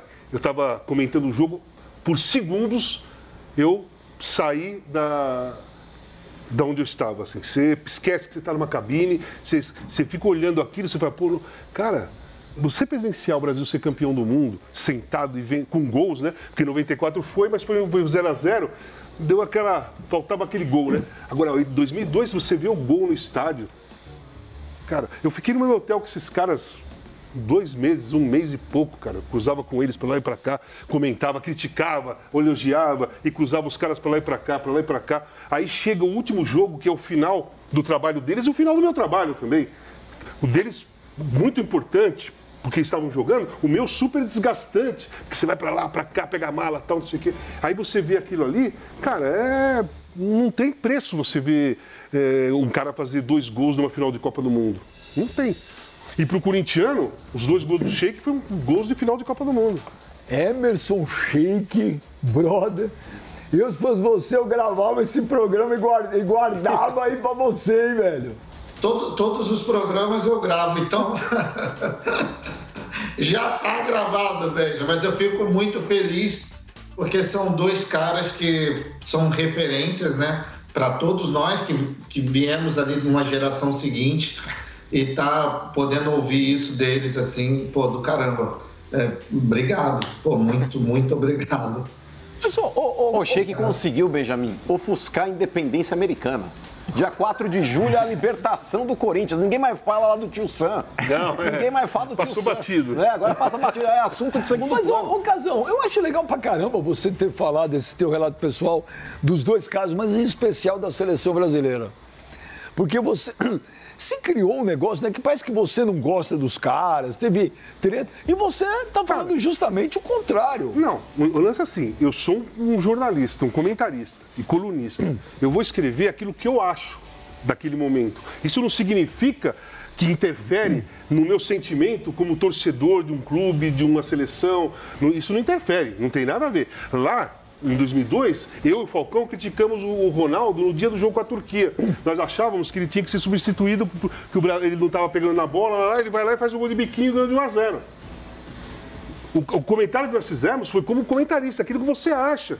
Você não dá, eu, pelo menos... E o comentarista erra também. Então, claro que erra pra cacete, inclusive. Você não pode se colocar ali na hora que você vai comentar, pelo menos eu penso dessa maneira, como um torcedor. Senão... Cara, se eu vou comentar, eu vou, como torcedor, você não enxerga o erro, você só vê, foi roubado, não é aquele papo do torcedor. Não, eu sento ali pra comentar, eu fico frio pra cacete. Mas fora dali, eu sou um torcedor. Eu sou um cara que sou apaixonado, que nem o Cafu falou, sou apaixonado por futebol, cara. Apaixonado por futebol, amo ver futebol, cara. Amo sentir a emoção do futebol, amo lembrar das coisas que eu vi, das coisas que eu fiz também. Eu joguei contra o Cafu no Maracanã, Flamengo e São Paulo. Nós ganhamos de 2-0, São Paulo era um puta de um time. Eu fiz o primeiro gol, depois o Edu Lima. Não foi? Cara, toda hora, quando eu tô de bobeira, eu falo, vou ver aquele gol que eu fiz contra o São Paulo. Claro que eu vou ver, porque eu gosto daquele gol, mas aí eu já não me coloco como, eu quero ver o meu gol. Eu quero ver aquele gol contra o São Paulo, do Flamengo, porque eu gosto de ver. Gosto de ver o meu, gosto de ver de Rivelino, gosto de ver um monte de gente, eu vejo o gol de todo mundo, entendeu? É paixão pelo futebol, cara. Meu amigo, e que coisa esse programa hoje.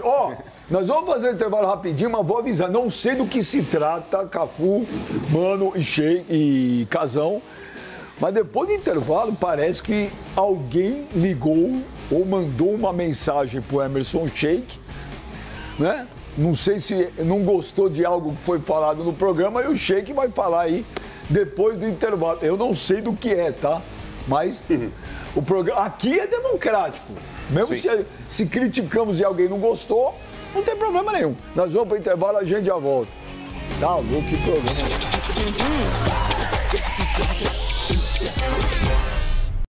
Tamo de volta aqui no Domingão com o Beijo. Que programa hoje, meu Deus do céu. Cafu, Walter Casagrande Júnior, Mano Sheik, meu Deus.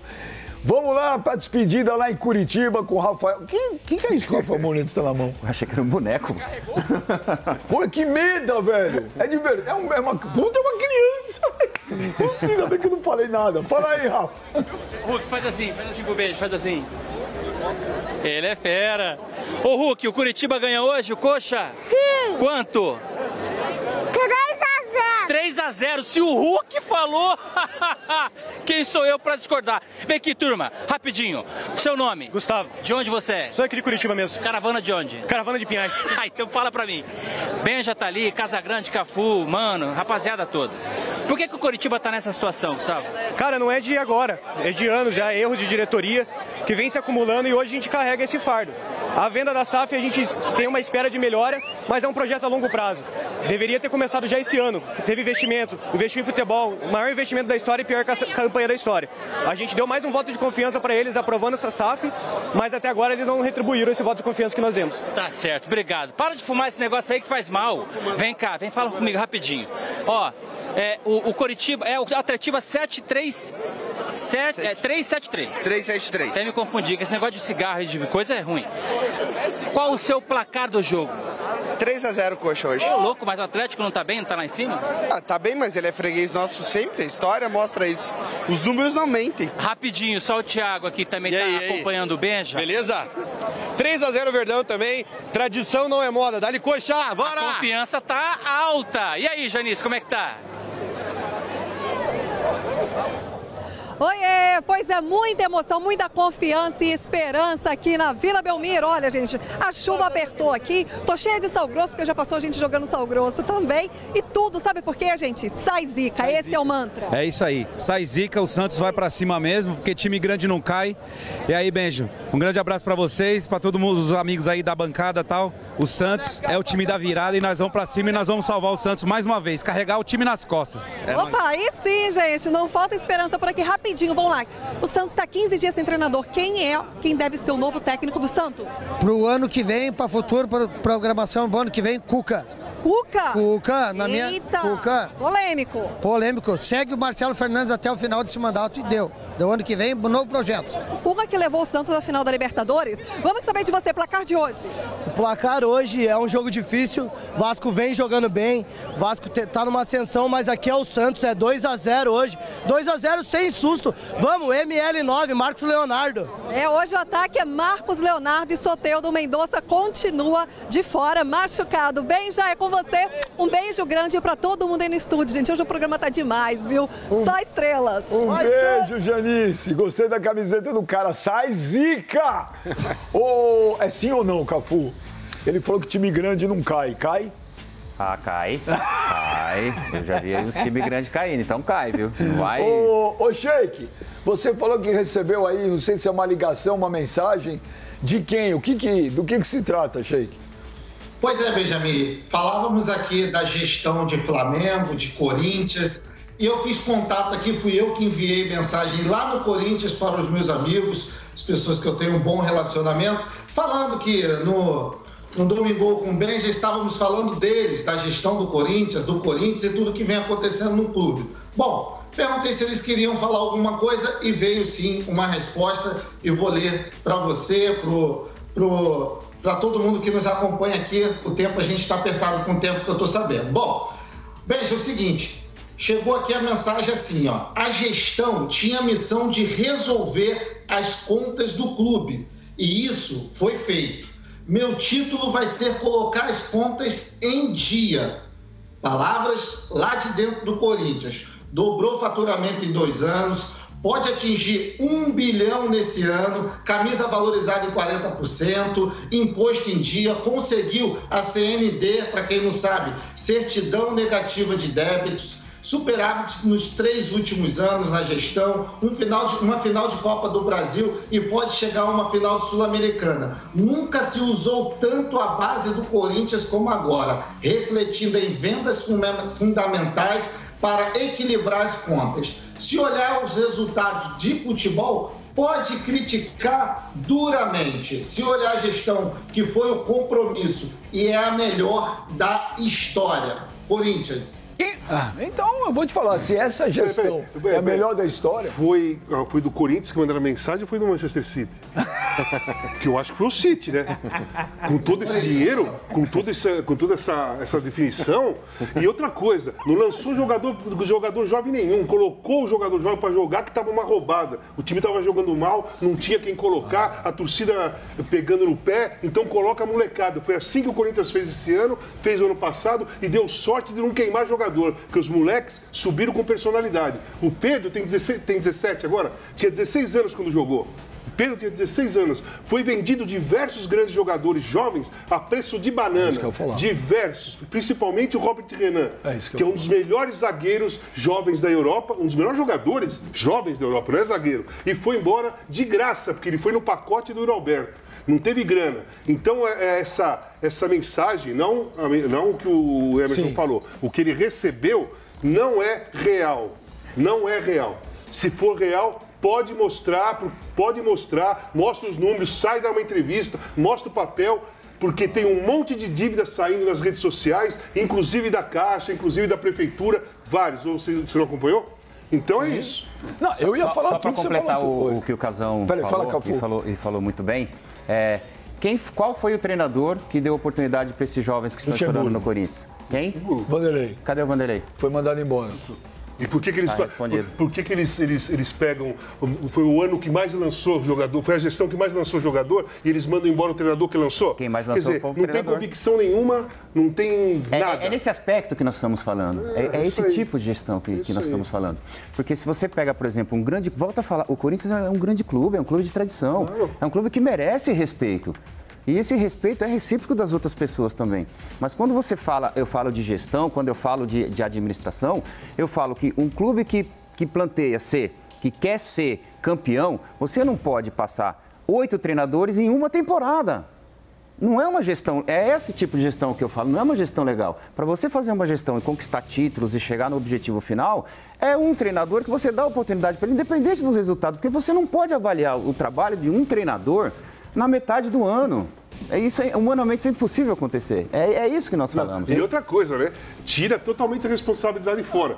Quer criticar o time dentro de campo? Pode criticar. Mas a gestão, quer dizer, nós não temos culpa nenhuma do time ser fraco e frágil. Nós não temos culpa nenhuma. Quem mandou o treinador embora, então fui eu. Eu ia falar, quem montou o time? Eu ia falar, mas o Casão falou tudo que eu ia falar. Exato. Quem montou o time? Concordo plenamente, cara. Concordo plenamente, é uma situação, Beija, que o próprio Duílio, lá atrás, ele falou, eu não estou preocupado em ganhar títulos, eu quero pagar contas. Ou seja, já não presta para ser presidente do Corinthians. Tá de brincadeira. O Corinthians, em qualquer campeonato que ele entre, ele tem que ser protagonista e não coadjuvante. Hoje o Corinthians não chega nem a ser coadjuvante, Benjamin. Hoje o Corinthians é simplesmente um figurante aonde ele disputa. Pode ganhar a Copa Sul-Americana aí, largo do jeito que o Corinthians tem sido? Claro que pode. Porém, não tem mérito nenhum. O Corinthians, ele muitas vezes, ele tem o seu melhor jogador em campo sendo a sorte, como foi contra o Estudiantes na Argentina. Eu nunca vi, já vi time ruim do Corinthians, hein? Mas nunca vi um time tão frouxo e sem personalidade como é esse.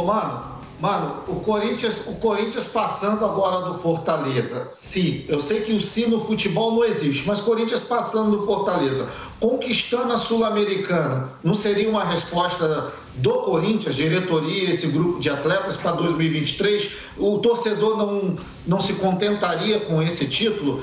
Lembrando que também teve uma passagem diante de todas as dificuldades que chegou ali próximo ali das finais da Copa do Brasil. Não seria uma resposta o título da Sul-Americana? Eu acho que não. Se o Corinthians pegar a LDU, possivelmente perde. A LDU tá jogando mais. Pessoal, e outra coisa, passou contra o Estudiantes. Foi um dos maiores massacres que eu vi que o Corinthians sofreu na história. 6 bolas na trave, 300 defesas difíceis do Cássio. O Corinthians está hoje sobrevivendo no Brasileiro. E na semifinal da Sul-Americana, porque existe o Cássio. Gente, põe isso na cabeça. Sem o Cássio, eram pelo menos menos 5 pontos no Brasileiro e já tinha caído na Sul-Americana. Você tá demais hoje. Obrigado, Casão. Não, mas eu concordo plenamente. Casão, obrigado. Valeu, obrigado. Espetacular a tua presença. Muito obrigado. Cafu. Um beijo pro Sheik pelos 2 gols contra o Boca Juniors. Caramba, hein, Sheik? Ô, Cafuringa, obrigado, né? Ter o Capita aqui, né, todo dia. Obrigado. Graças a Elo, viu, que eu tô aqui, viu? Obrigado. Valeu, meu menino. Não precisa agradecer, não. Sou funcionário. Tem carteirinha, tem crachá? Ô, gente, você não sai daí. Fica aí 30 segundos depois que acabar o programa. Verinha, se despeça do Brasil e do seu grande amor. Tá. Toca no colere que é gol. Você não é corintiana? Você não é corintiana? Eu sou corintiana de coração. Olha que trairagem. Tchau, Brasil. Semana que vem tem mais. Agora fique aí com Agora CNN com a Tainá Falcão, direto de Brasília. Tchau, Brasil. Tchau. Verinha, zona boa, hein?